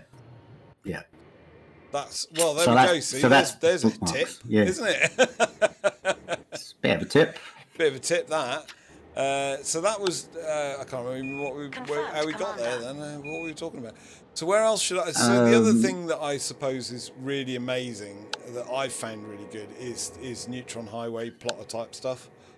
That's been really good. Now I've done it both ways, I think. So I've done it on Spanch and then imported an Excel Galaxy plotter. Put it into the bookmark groups, and then it's done it, and it's brilliant because it just jumps and ticks off and jumps and ticks off. And then the other thing I do is I leave the neutron, the auto jump thing on, so it'll scoop. I'll scoop the neutron star, and then it plots the route as soon as you pop out of it, which has been amazing. Right. I was just testing that this morning because someone reported that the Caspian Explorer, it's not calculating the jump range properly. So I was working on that this morning and jumping my way to Colonia. Oh, I've had a visit. And it turns out that the formula that we use for jump range works on all the other ships except for the Caspian Explorer. And they did something weird with the Caspian Explorer where they maxed the amount of fuel that you use. You only need like 6.8 tons of fuel in a Caspian Explorer to do a jump. Yeah. But you get like 23 tons of fuel equivalent from any other ship. So it's really weird. So they've scaled back how much it actually consumes, but somehow they've bent the calculation so that you get more jumps in your fuel tank, which is quite clever, really.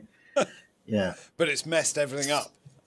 It messed up the calculations for like when you're jumping along the neutron stars, and then you get to one that isn't, and then it says you need to supercharge, or you need to supercharge, or you don't need to supercharge to get to the next system.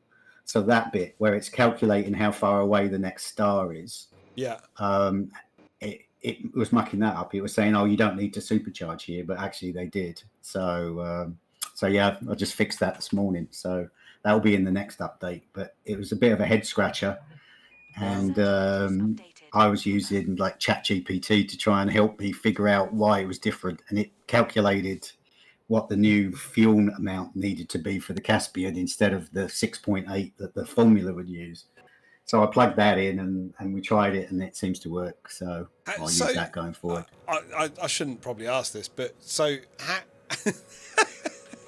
I know for coding the key skill is to problem solve, isn't it? I guess. Yes. But how on earth did you find out that about the Caspian's fuel thing? Like, is that in the journal file, or do you have to go and look into the actual game files and kind of almost deconstruct them? I mean, how do you even find out? Luckily, someone has already done it. Someone had published the jump range calculation years ago. They'd figured it out. Someone had sat down and figured out, like, based on the mass of the ship and how much fuel it consumes, and based on the rating of the frameshift drive that you have. So there's about 6 or 7 variables that decide what influences jump range. So someone had figured out the formula, and it's great, and it works for all of the ships, except for the new Caspian Explorer with the SCO Mark II frameshift drive. So somehow FDev have bent physics to make it jump further and not use as much fuel as all the other ships. I wonder whether they fell victim to their own game design and they had to do a workaround. I did read somewhere that they put in the same. What did you do there for that? Why have you got that big thing at the top that says 0202? I don't know. So, well, I didn't. I came off that because I thought it might be a bug. You broke it. I have broke it. Yeah. You ate me. Broke my app while I'm talking to you. I came off it. Oh, it's the search. It's the search. You've got a search thing going. You were using search. Yeah. Was I? I don't know what you've done. I was doing now. points That's of interest. really Right. Well, to show you what I did, I went to places of interest, right? Now you've picked up on it. I was just going to gloss over it and pretend it hadn't happened, but now you've done it live on stream. We'll have to deal with it. Now I've called you out. Yeah. You tried to break my app again. So I went to places of interest, and I thought, well, it's not showing anything, so I'll type in here and I'll put a big number in to show all the stuff that's there, right? That's what I was doing. So I went in there and I put 8. I've exited out of it for some strange reason. The lag is killing me because I can't even follow what you're doing. No. Well, like, I really have broken it now because it just. I think I might have pressed the wrong button. Just give me a sec. I'm going to have to start it back up again. Starting the EDCopilot name process. I think I may have shut it by accident. The EDCopilot or I broke it. Starting. Either way. Yeah. So I wouldn't have been able to figure out that Caspian Explorer thing without. I mean, what I did was in my code, I was putting out lots of debug statements where I was putting in, this is the value of all the things that need to go into the formula, and this is the answer that I'm getting out. And then basically I fed that to ChatGPT and said, what's wrong with this? And they said, no, your calculation's completely correct. And I'm like, yeah, but why is the game telling me I can do 70 light years? And this is telling me I can only do 50. Yeah. And then it sort of went away and read a few threads and like it does. And it came back and it said, oh yeah, users have reported that it's not following the strict formula for the other ships. And then I'm like, okay, well, can you sort of calculate what I need to use instead of the fuel? And it figured it out and said, yeah, here you go, use this number. So I plugged that in and it did a few jumps and it seems to be pretty good. So ChatGPT does come in handy sometimes. Most of my code I hand code. Yeah. But when things aren't working, what I'll do is I can copy subroutines into ChatGPT and say, why is this wrong? And it will come back and tell me. I find it's much better at correcting me than it is at writing its own code. So, so that's how I use it to sort of validate and debug things. So you're not overly worried about AI taking over the planet then and destroying humanity? I think if I was a coder, a professional coder, not a hobbyist coder, I would probably be a bit more concerned because how far it's come in the last couple of years is phenomenal. Yeah. And they already have a term for it, don't they? Vibe coding, which is where people can just sort of describe what they want, and then it goes off and produces the app for you based on the description. And then they will say, oh yeah, I like this bit, but can you change that? And then it will go off and modify it for you. So I think it's where it breaks down is when it doesn't do what you want it to do, and you've then got to delve into the code to find out what it's doing wrong, so that you can actually tell it where you think it's going wrong. And that's where I think the programming skill is going to change over the next few years to be more give it the right directions, and for debugging its code to understand what it's doing, so you can sort of point it in the right direction when it's wrong. But the speed that it's changing, I wonder how much longer is it really going to be wrong. You know what I mean? Like, it's come along so fast. Well, they reckon, I've been watching a few things, they talk about super intelligence, don't they? And getting to super intelligence within 4 or 5 years. But of course, humanity will misuse it. That's the problem.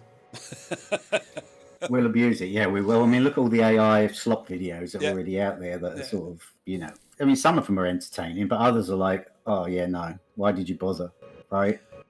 And so, I think we're wasting a lot of resources on some pretty trash content at the moment. But if we funneled it in the right direction, Yeah. I think there's a lot of potential for it. I mean, I see things about it doing cancer research and stuff like that, and I think, oh yeah, that's what they had in mind for it, not trying to do a video of a Batman video, right, or something. You know what I mean? So yeah. It's a very strange world in which we live at the moment, isn't it? It's amazing. I'm really impressed with AI, and there's a lot of people that are like, "Does your app use AI? Does your app use AI? Because if it does, I don't want to use it." Right? Well, that's a little bit. And I can see why they don't, because they've got friends who've already lost their jobs because of AI, and artists that are getting ripped off because of AI, and there's a lot of that going on. But there's also a lot of good things about it. So I'm supportive of it. I'm not a heavy user of it at the moment, and I think if I was going to incorporate AI into the code, like to actually have like an LLM or something embedded, I would probably have a switch where users can turn it off if they don't want to, because I know that there's a lot of blowback on sort of chatbots today. I suppose the other side of it is that people worry that their stuff is being used to program, to teach the large language model without their consent, which has definitely happened, doesn't it? I mean, that's happening all the time. Even my website with my wiki on it, I've had to put an AI bot filter on it to keep all the AI bots off it, because they're just constantly trolling and causing all this server traffic. You can just see them in the server logs coming in and scraping every single page of my wiki log over and over and over and over again. Wow. It's just awful. Yeah. And I think that's been a problem. Going back to, we were talking about Windows 11, weren't we, before the stream started? And I think going back to Windows 11, I think that's one of the problems with it. It's so slow because of all of the stuff that's happening in the background of Windows 11, which you don't need. Right. Jalfreezy has written in the group chat, I was once a C# C# and VB programmer. C# and VB programmer, yeah. Visual Basic, isn't it, VB? Yes. What's C#? That's cool. What did you write? I don't know. What did you create? I don't know. He's had a beer. See. He's had a beer. He'll take him half an hour to answer now. No, he's snoozing. He's sleeping his beer off. I've broken EDCopilot again. I clicked on station facts when I'm not in the station, and now it's just doing this. If it's just doing the little twirly thing, just hit escape. That will stop it. Oh, see, there you go. There's another top tip. The other thing that these are the top tips I need, because I didn't know that.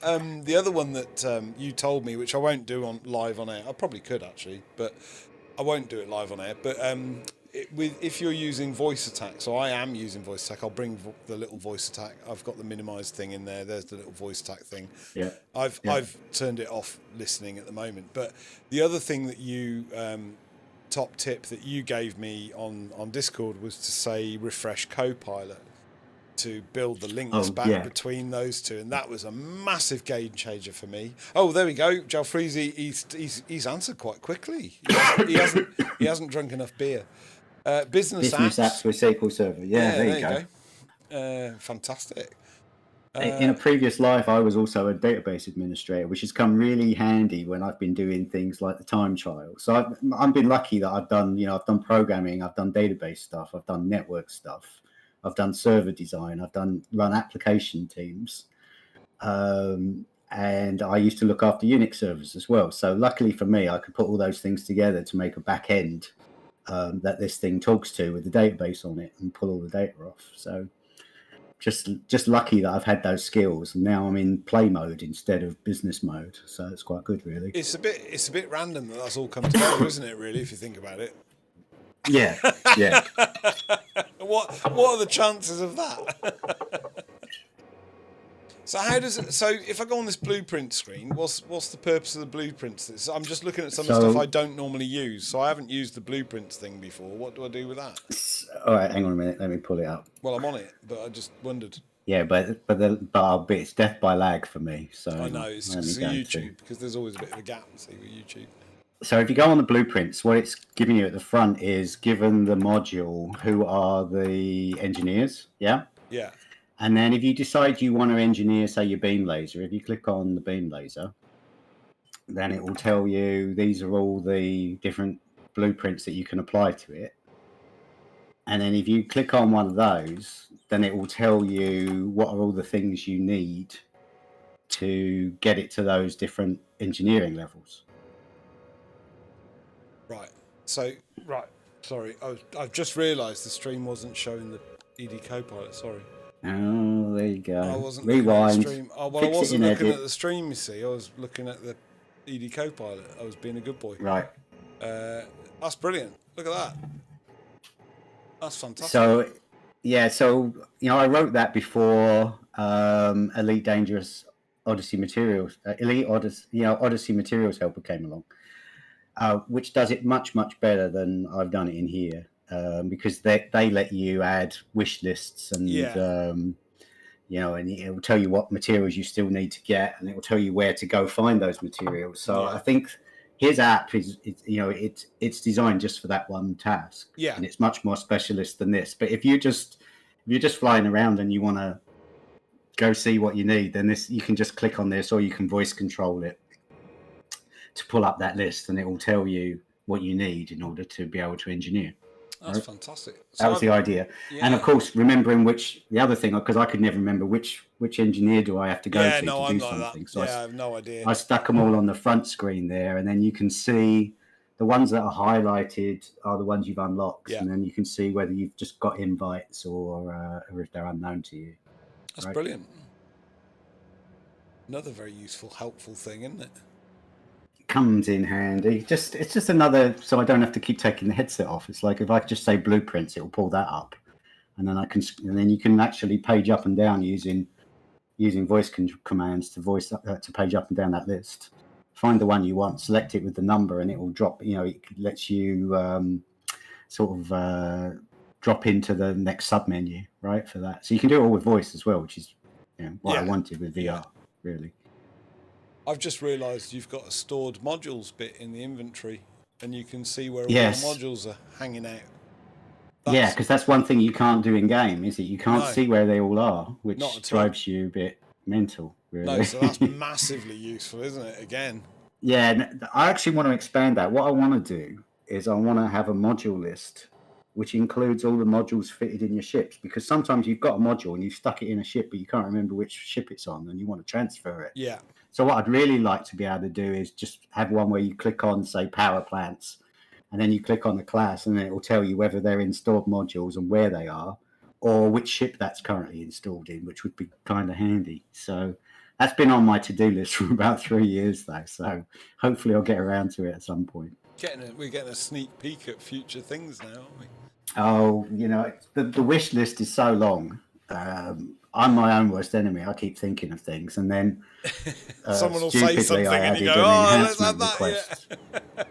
On the Discord, there's an enhancement request as well, so people keep dropping in there with stuff, and then they'll say, "Can you do this?" And I'm like, "Oh, I really like that. I'm going to go do that first." So other things get bumped down the list, but you need do what I can.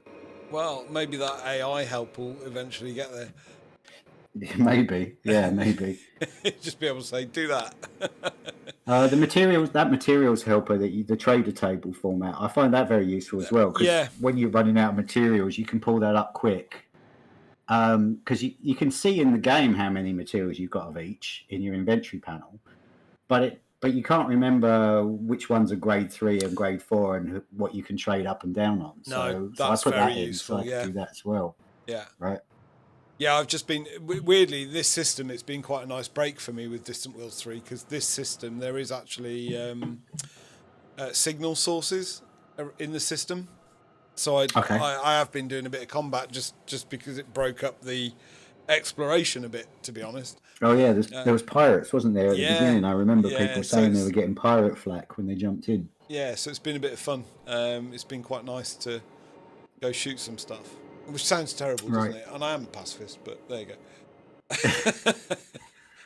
That's fantastic. You can't play a space game with combat without some combat. You got to do it at some point. Yeah. And I'm really, really into the whole flight assist off at the moment.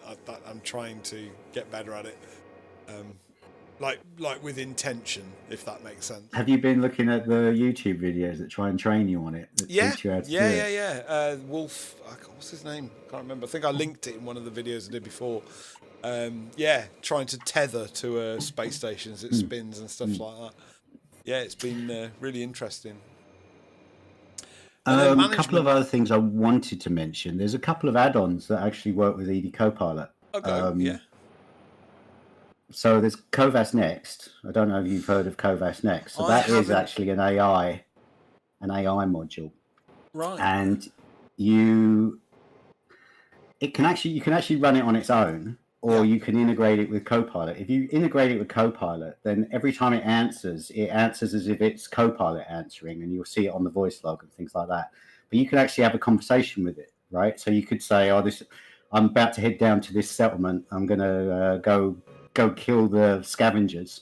And it will reply back, saying, okay, you should probably do this, go into this type of suit and all those types of things. But it's a large language model. It's like talking to ChatGPT, but it's aware of what's going on in the journal as well, same as Copilot is. So you can configure it to either comment or leave the comments to EDCopilot, or you can just, the way I set it up is I let EDCopilot do all the commenting, and I use Covas Next just to have a discussion and to sort of add some flavor to it as well. Okay. So Covas Next is really good at doing that.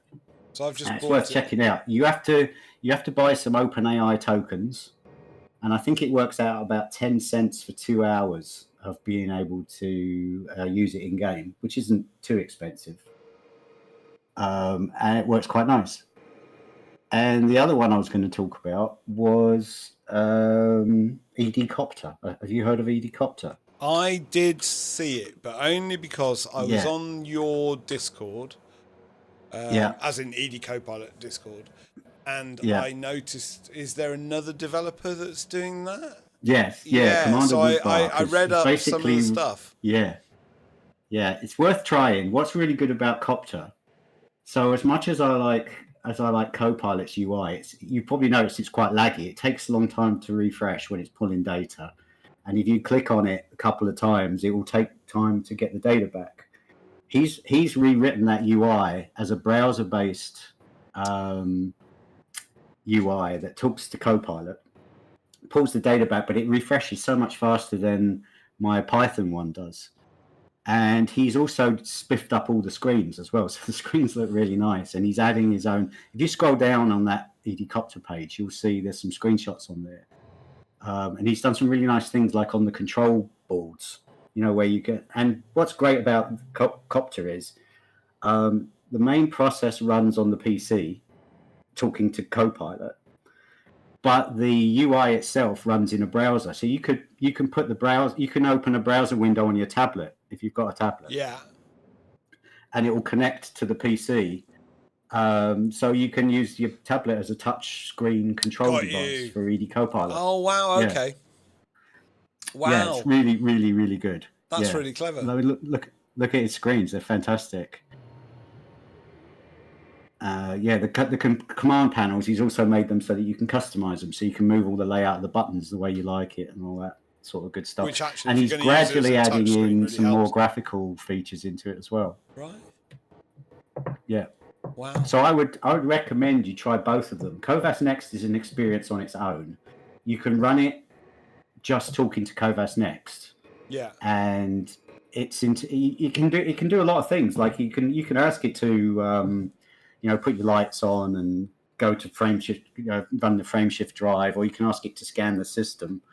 And you don't have to remember voice commands like voice attack. You can just tell it anything, and it figures out what you're asking, and will come back and give you a response. I must admit that does sound really quite useful. Yeah, because the list of voice commands on using voice attack is just phenomenal, isn't it? And then you've got EDCopilot as well. It's got another 48. That's the trouble, right? There's such a learning curve of the game, and then you've got the learning curve of the voice attack commands, and then you've got the learning curve of what EDCopilot can do. Whereas something like Covas Next, you can just sort of go into it cold and say, okay, this is what I want to do, and it will talk back to you, which is great. That's mad. I didn't know that. I didn't really understand Covas Next, to be honest. I'd seen it in your. If I bring, I'll put EDCopilot back up. Let me just. Sorry, I just have to quickly change that. I'd seen it. I'll show you where I'd seen it. I'd seen it in the. Just trying to make screens fit. In the settings is where I'd seen Covas Next. Yes. So Yeah. I'd noticed it in here. My SRV's just ran out of fuel. Hang on, because I've left it parked doing nothing. Hang on a sec. Oh crap! Is that a thing? Oh yeah. Oh, yeah, I've left mine parked too. I didn't know that was a thing. There we go. I just synthesised some more fuel.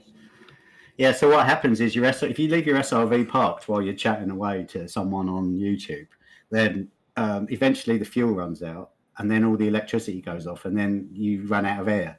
So you come back and you're dead. Right. I didn't actually know that. So thanks for that. I'm glad you've said that. Refuel SRV. There you go. That's. I don't normally sit in my SRV chatting to people. You see, it's not. There you go. It's like some thing. I've died so many times where when I was building the time trials, I would be driving around doing some testing, and then okay, that's not working, and I'd go and change the code and restart it, and I'd go back, and I'd watch the SRV explode because it's got no because it's just. You run out of air, you're dead. It's gone. Which makes sense, really. Yeah. So I've had that lots of times, and I've had ships fly into planets when I'm not watching because I'm busy looking at debug logs and God knows what. Of course. Yeah. Wow. Yeah, I hadn't thought of that, but of course you will. Yeah. I'm in the settings now. I can never remember where that is. That Covas Next, but I definitely saw it. I think it's got its own. Doesn't it have its own menu? Hang on. Forget now. Ship AI voice. I think it's in Ship AI Personality. If you click on Ship AI Personality, it's right at the bottom of that where it says if you want to use, if you want Covas Next to be used, or if you want EDCopilot to be dominant, isn't it? It's in there somewhere, I think. Yeah, EDCopilot dominant, yes or no? Yeah. Message from So what that is, if you switch that to be Covas dominant, then EDCopilot goes quiet. Yeah. She doesn't make any new announcements, and Covas Next is sort of powering the AI voice. Yeah.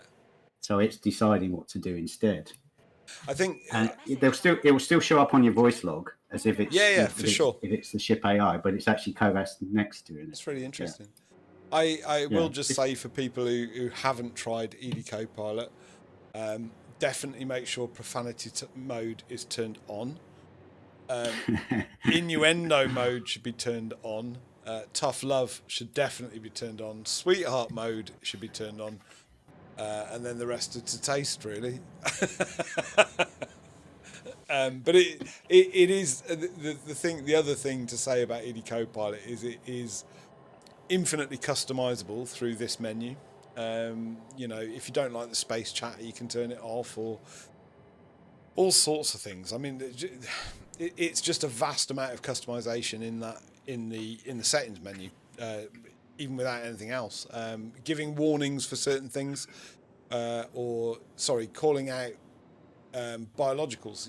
Those kind of things. There are biologicals in this system that meet your threshold, all that kind of stuff. You can set a threshold for the value of the biologicals.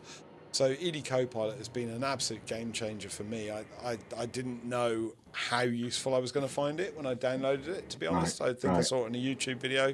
No, maybe it was either on a YouTube video, or I think it was the Distant Worlds broadcast that you were on as a guest. But one of those things made me download it, and I don't think I could play Elite without it anymore. I really don't. I get that. I get that a lot from people that sort of drop me notes, or they send me emails, and they'll say, "Yeah, I can't play with it anymore. It's too quiet. The game's too quiet without it." Yeah.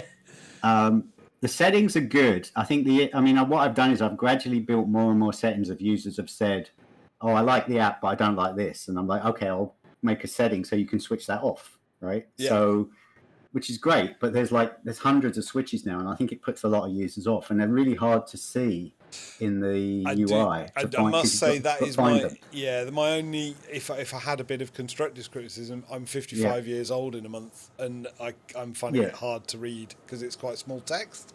It's not. It doesn't seem to scale, does it? Yeah, there is a fix for that. There's a hack for that on my Discord in the tricks and tips section. Right, I'll go on there and have a look on how you can do it.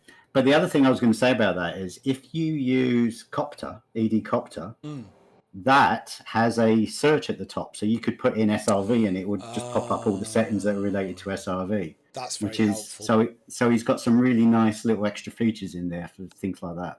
That is very helpful. Very helpful. Yeah. It is an absolutely superb program.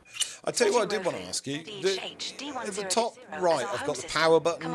I've got the settings. I've got the expand to window thing. Oh my gosh. Which I've just done. I've got the 3 dots in a speech where I can turn off all the audio for EDCopilot, which is very useful for streaming, weirdly. I wanted to ask you, though, the one next to it with a little arrow in the speech bubble, I've never figured out what that is. So that one is supposed to interrupt what she's saying. So it's like skip what you're saying at the moment. And the reason why I put that in is if you're using something like Kovas Next, which returns a very long answer to you, you might not want to listen to it all. So you can click that and she will skip it and it will just be printed in the voice log instead. So you can see it. Because I couldn't figure it out. It was the one, and it doesn't. If I hover over it, it doesn't. There's no. No, there's no tool. It doesn't support tooltips, which is there's lots of things about this UI that if I knew when I started building it this way that it couldn't do certain things, I might have thought twice about it. Which is why I'm really excited about EDCopter because it's fixing a lot of things that mine can't do. So I wrote this in something called Kivy, which is a Python-based graphical user interface library, and it's I'm always struggling with it. I'm sort of every time I have to make a change to it, it's like I'm battling it to try and get it to do what I want to do, and it can't do things like searching in settings, and it can't do things like pop-ups very well or tooltips, like the tooltip when you hover over something to put the explanation. It can't do it. It does not support it, and it drives me mental that it cannot do that. So yes. You're a few hours in now. I'm a few hours in. Actually, and this is the second UI because the first UI was just built within the main Copilot itself, and it was even more rudimentary than the one I've got, and it looked very old fashioned, and I wanted to make something that looked more like the controls in the game. Yeah. And so I did a bit of research, and people would say, "Well, if you've written it in Python, why don't you try writing using Kivy?" And I'm like, "Okay, I'll give that a try." And I was able to mock it up with all the like the tabs and the tabs along the top and the little buttons down the side, so it matched what's happening in the game. And I'm like, "Okay, that's good enough." But I had no idea that it had all these other sort of drawbacks that come with it. It's slow. It doesn't have these nice little doodads. I mean, it's not particularly. It's not like Copter does. It's not so yeah. 17%. I mean, it's. It's not the greatest. Is it the loading that you feel is? It's good when you're voice controlling it because you can see it thinking and then making the changes. But if you're a click person used to sort of instant menu updates, you're not going to get that experience through it. So yeah, it's got its drawbacks. So I'm very happy that Woodbark is actually doing Copter, and I've been encouraging him, and I've given him my source code for the UI and said, "Here you go, make a version of this that's better." And he's using all the new Agile and React frameworks and all that sort of stuff. So it's very nice in the browser as well. Wow, I'll definitely give that a go. Yeah, the other good thing about using it on a tablet, of course, is it's not, when you click on it, it's not taking focus off the game because it's just talking as a process in the background. Because if you're running it on your same PC today and you click on it, you'll see you suddenly lose control of your ship while you're on there, right? Until it clicks back again. Yeah. That's brilliant. So you're not giving up on EDCopilot then, despite not particularly liking what you chose to write it in. No, I mean the main Python, the main. There's really two programs, right? There's the main engine, EDCopilot, and then there's the GUI that you see, the UI. I'm not a big fan of the UI, and if I did have time, I would rewrite it. But Woodbuck's doing that anyway, and I think one day it might come to the point where I actually just sunset mine and don't have it, and just will include his in the bundle, that comes with it, and you use that instead. Right. I'd love to get to that stage, and then I can just spend my time on all the features within the core engine instead, and have him make all the GUI changes that go with it, which would be excellent. But who knows? We'll see. We'll see where it goes. Right. It is fantastic, and I suppose the other thing is just say thank you for all the effort. I realise you built it for yourself, but I feel that I did. I feel that even though you built it for yourself, you've ended up building it for everyone else, if that makes sense. No, that's total sense. Yeah, once I started sharing it, then it was like people were like, "Oh yeah, this is good, but can you do this? Can you do that?" And I'm like, "Oh, I love those ideas. I'll do them." So it's been better for the community. For having shared it to the community, Yeah, and I think throughout this conversation, and certainly my experience of your help and assistance and the other people around on your Discord, has been that community is an essential part of what you enjoy about Elite, and I love that. That for me, having been new to the community, that's a huge deal for me.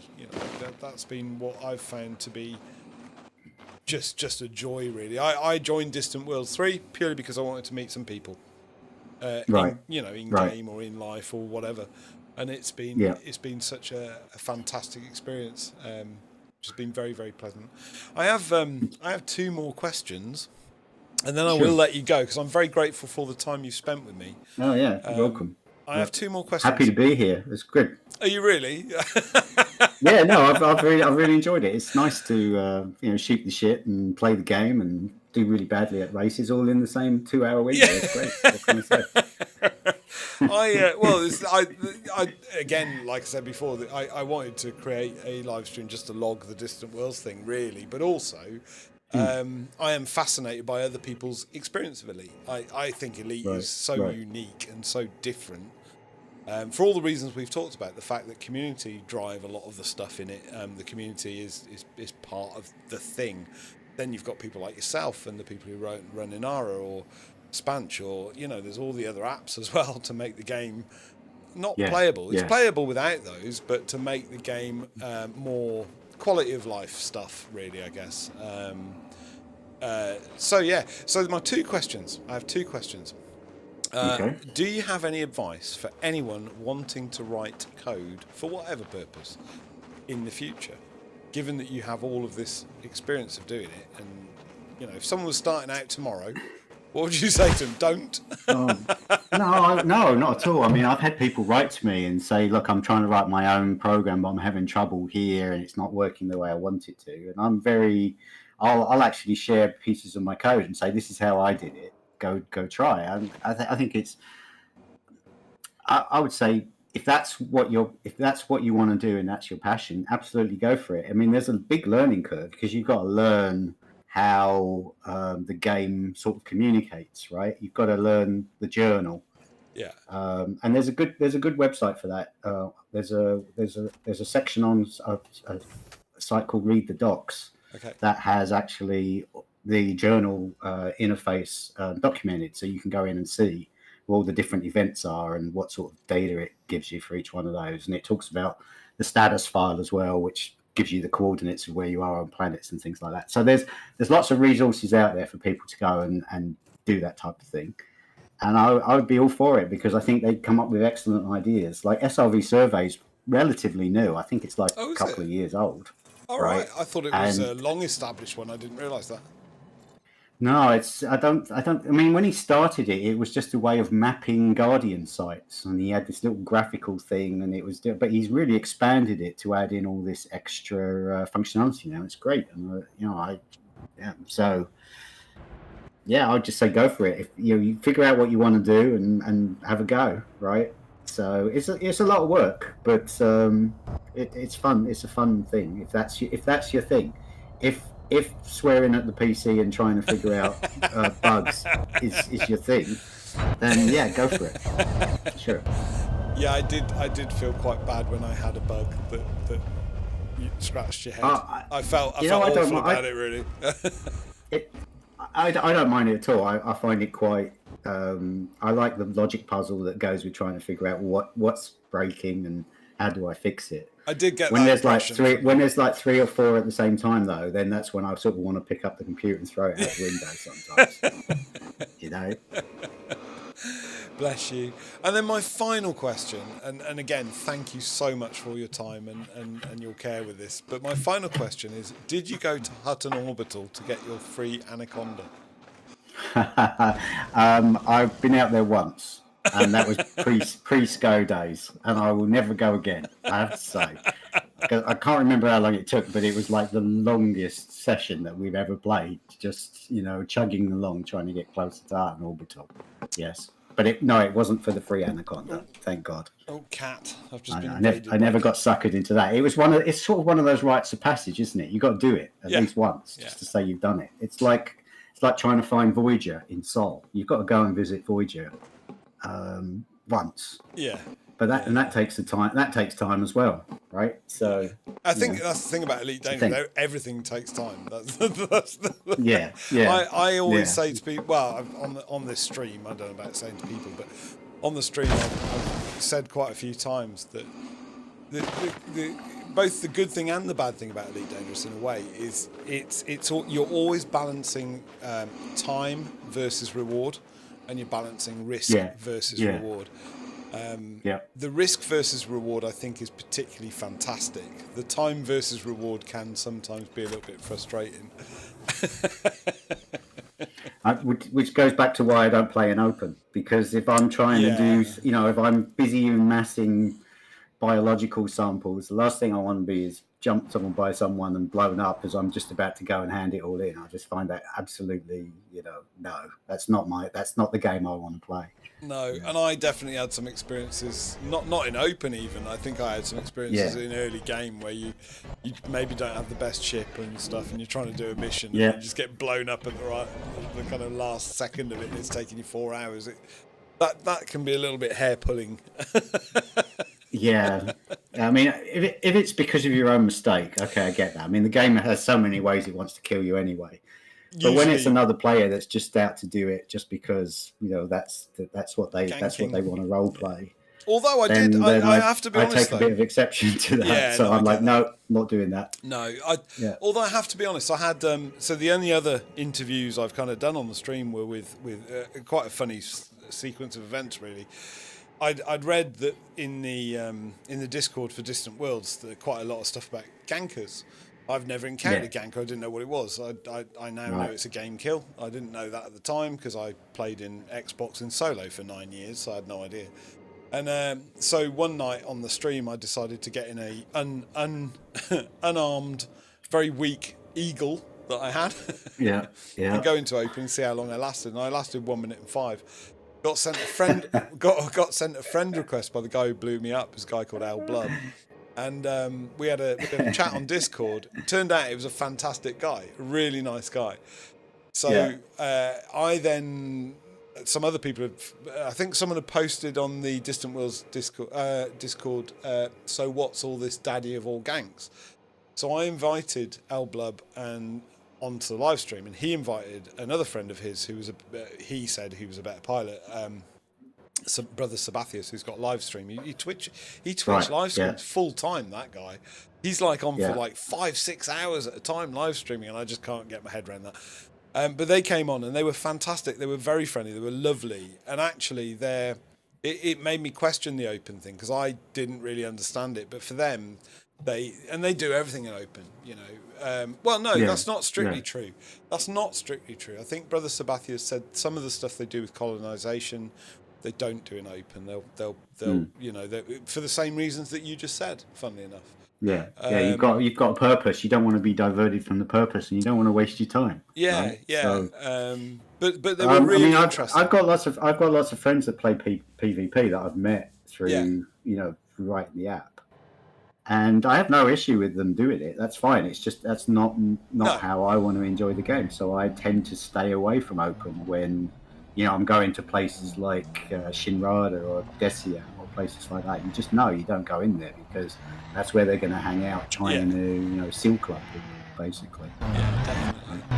But I think, the fact that you've got those options, again, something very clever and good about Elite is you've got the option of a private group, solo, or open, and you can actually switch between all three, can't you? Which is not... Yeah, I mean, I know there's a faction of users that want to get rid of private groups, don't they? And they just want to have open, and that's it. And I'm like, no, I don't think so. Well, Distant Worlds, for starters, Distant Worlds 3 wouldn't have worked, would it? No, I mean, just that one on its own, I wouldn't. No. Yeah, it would be called the massacre of the travellers or something. Yeah. Like, you can just imagine all these ships just flying in. It'd be a bit like something out of... Did you ever play the game Homeworld? Do you remember that? Yes. Yeah, yes, it'd be like that, wouldn't it? The last fleet. It'd be like that. There'd be like 2 survivors that managed to escape and go on the Distant Worlds. But all good fun. I have really, really thoroughly enjoyed speaking with you tonight. Well, today, I suppose. Today, where you are, it's not nighttime where you are, is it? You. It's 4 in the afternoon for me. There you go. What's your temperature? Oh, now you're asking. 1 degree. Feels like -4. There you go. Nice. Ouch. It's a bit warmer. It's going to be a cold week, apparently. It teases us. I think it was 13 2 days ago, and now it's back to minus again. So. And I take it you've got a significant amount of snow. There's no snow on the ground at all at the moment. Oh, really? We had tons like a month ago, but we had a little bit of a warm spell, and I say warm, like 1 degree, 2 degree, and then we had some rain, and it sort of washed it all away. So it's actually quite nice out there at the moment. I can actually see green again. When the rain washed it all away, did it remind you a bit? Yeah, it does a bit. Yeah, whenever it's rainy days, it's very. I get homesick a little bit. Did it go sludgy and turn into like slush and be horrible? And you thought that's just like England. Yeah. Well, we get a lot more slush than you guys do. That's for sure. I mean, the last time we had 2.5 feet of snow in one day. Oh, really? Back in January, which was fun. Wow. Yeah. So I like going out and shoveling the streets. So I've got the old snow shovel, and I'll go and I'll do my neighbours, and then I'll do ours, and then I'll go and my father-in-law is 90 years old, so I'll go to his place, and I'll be out for like 3 hours shoveling snow on a good snow day, which is fun. I'm actually quite surprised you can find the time, though. To be honest, I don't know how you do that. It's a good break. It gets me away from my seat, and it's a bit of exercise. And it's just.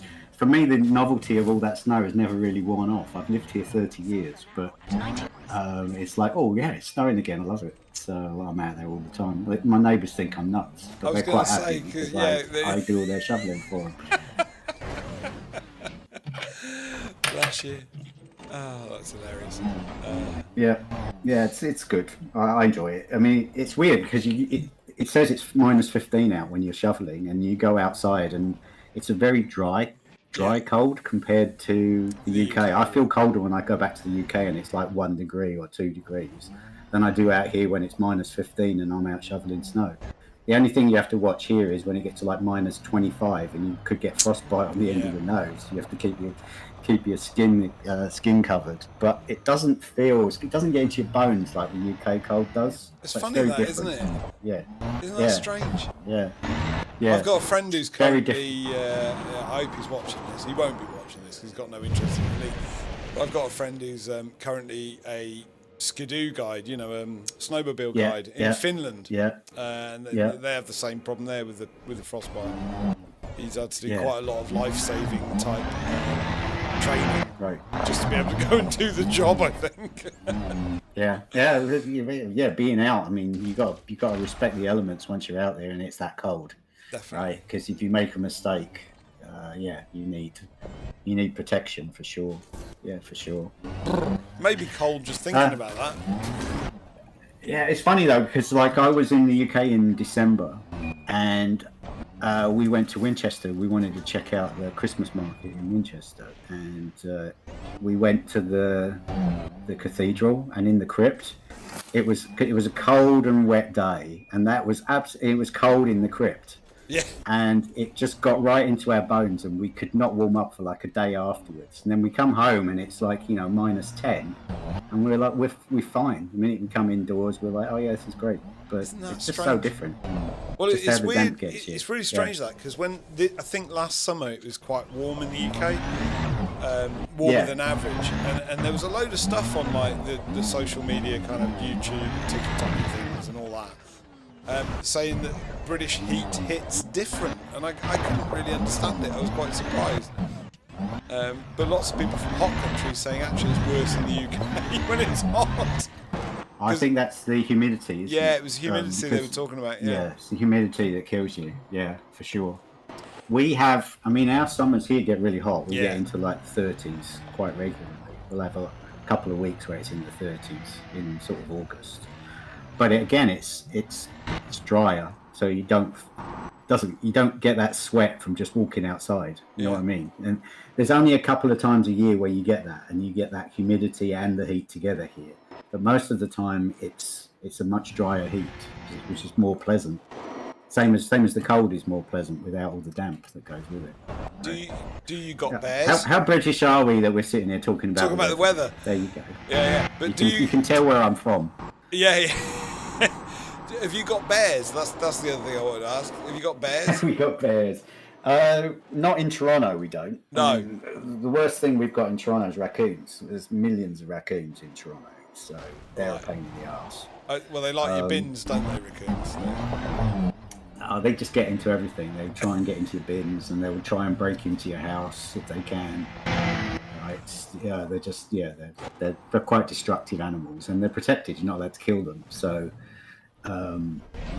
they're a pest, and you just can't get rid of them. So, and they're very versatile. They can climb up anything, and they'll try and rip bits off your house to get inside. And they're awful things, really. And they leave you presents on your deck when you don't want there to be presents on the deck. Nice. If you know what I mean? Yeah. So, but bears, there are brown bears, but they're outside the city. They're sort of, if we sort of drive, I don't know, an hour from the city, some of the smaller towns, there'll be bears. Yeah, there's bears, and you go to some of the parks, and they'll have bear warnings, and you're supposed to have little bells on your backpacks to go around so you don't surprise them and things like that. Is a little bell enough of a weapon to fight a bear? The idea is it just lets them know you're coming and they get out of your way. But no, not really. No. I think your only protection is you have to run faster than the person next to you. That's about it. You cobble your friends when you go out. Make sure they can't run too fast. That's true. Can you just carry this really heavy backpack? Well, the putting a rock in your friend's backpack when they don't notice is a great tradition anyway. That's good. Yeah, it brilliant. is good. I mean, they do have bear sprays. I'm not a big outdoors person. I've been to a couple of parks where we've driven in, and they've said, "Oh yeah, keep away from that section because there's been a bear that's been causing trouble over there." And I'm like, I'm definitely not going over there. Yeah, definitely. I'm one of these. Bell's not enough for me. I have to make sure it can hear me coming, so I'll be talking the whole way around. I'm still here. I'm here. I'm walking. Oh, this is nice, isn't it? So yeah. But I've had friends who have, they've gone to campsites and they've had to lock themselves in the car because the bears come around. Well, they've been fed, haven't they? They know how to get the food. Yeah. My past 35 years of career has been involved in teaching and doing canoeing. And that's the home of, where you live is the home of the canoe. Yeah. But the one thing, all the lakes. Well, the rivers as well. But the one thing, the voyagers were. Do you know anything about the voyagers? The voyagers were fascinating. What's the voyagers? So back in the 1600s, 1700s, the big business from Canada was fur. Oh, the beavers. Beavers. Yeah, for hats, felt for hats. Not just beavers, literally anything they could shoot, they were taking. And to transport all that stuff, they used two different types of canoe. You had the kind of trapper canoe. There's two different types of those. One called a prospector and one called a northwards canoe. They're in different parts of Canada. And then the other one was a Voyager canoe. And the Voyager canoes were an 8-man canoe that came apart in 3 sections that they then used to transfer the majority of the bales of pelts across Canada and get them to the trading posts and then onto big ships. Yeah. So and it's really interesting because the people who paddled the Voyager canoes, often French, lots of French, but also lots of English and Scots and Welsh, they weren't paid for paddling. They weren't paid for paddling the canoe. They were paid for carrying the stuff overland when you got to big waterfalls and rapids called the portage. So they were paid for the portage. Most of them couldn't swim either. So I think a few of them met their end. But yeah, fascinated about all that. I would love to come to Canada to paddle, but I'm quite scared of bears, to be honest. There's been some quite bad stories about bears. For canoeists. Yes, that's true. Yes. But yeah, well, stay bear free. What to tell you? Bear free. No, I'm sorry. There's no bear free up there. It's just you just got to know how to deal with them. I think, right? Yeah, run away. Run faster than your friend. Yeah, that's my message. Yes. I think that's a perfect way to end this. run faster than your friend. Again, thank you so much. It's been an absolute pleasure. You're welcome. It's been fun. It's been a lot of fun. Fantastic. And we'll do it again another time. I'd totally be up for that. Definitely. You can bring your mate on as well. What you play with. Yeah, okay. Yeah, he can tell you all the stuff he's had to put up with over the years. When I've put new things in, I've made him have to go test them. Oh, is he your tester? I call him my chief tester. Yeah, long-suffering tester. That's brilliant. But no, seriously, if you're up for it, that'd be amazing. I'd love to do it again. Yeah, sounds good. Yeah, fantastic. Sounds fun. Sure. Well, thank you so much. I am going to end it there. All right. I've got a cat that wants feeding and all that. All right. And wherever you are in the world, those that drop in and watch this in the future or now or whatever, the best of luck. And catch you out in the void. Fly dangerously, Commanders.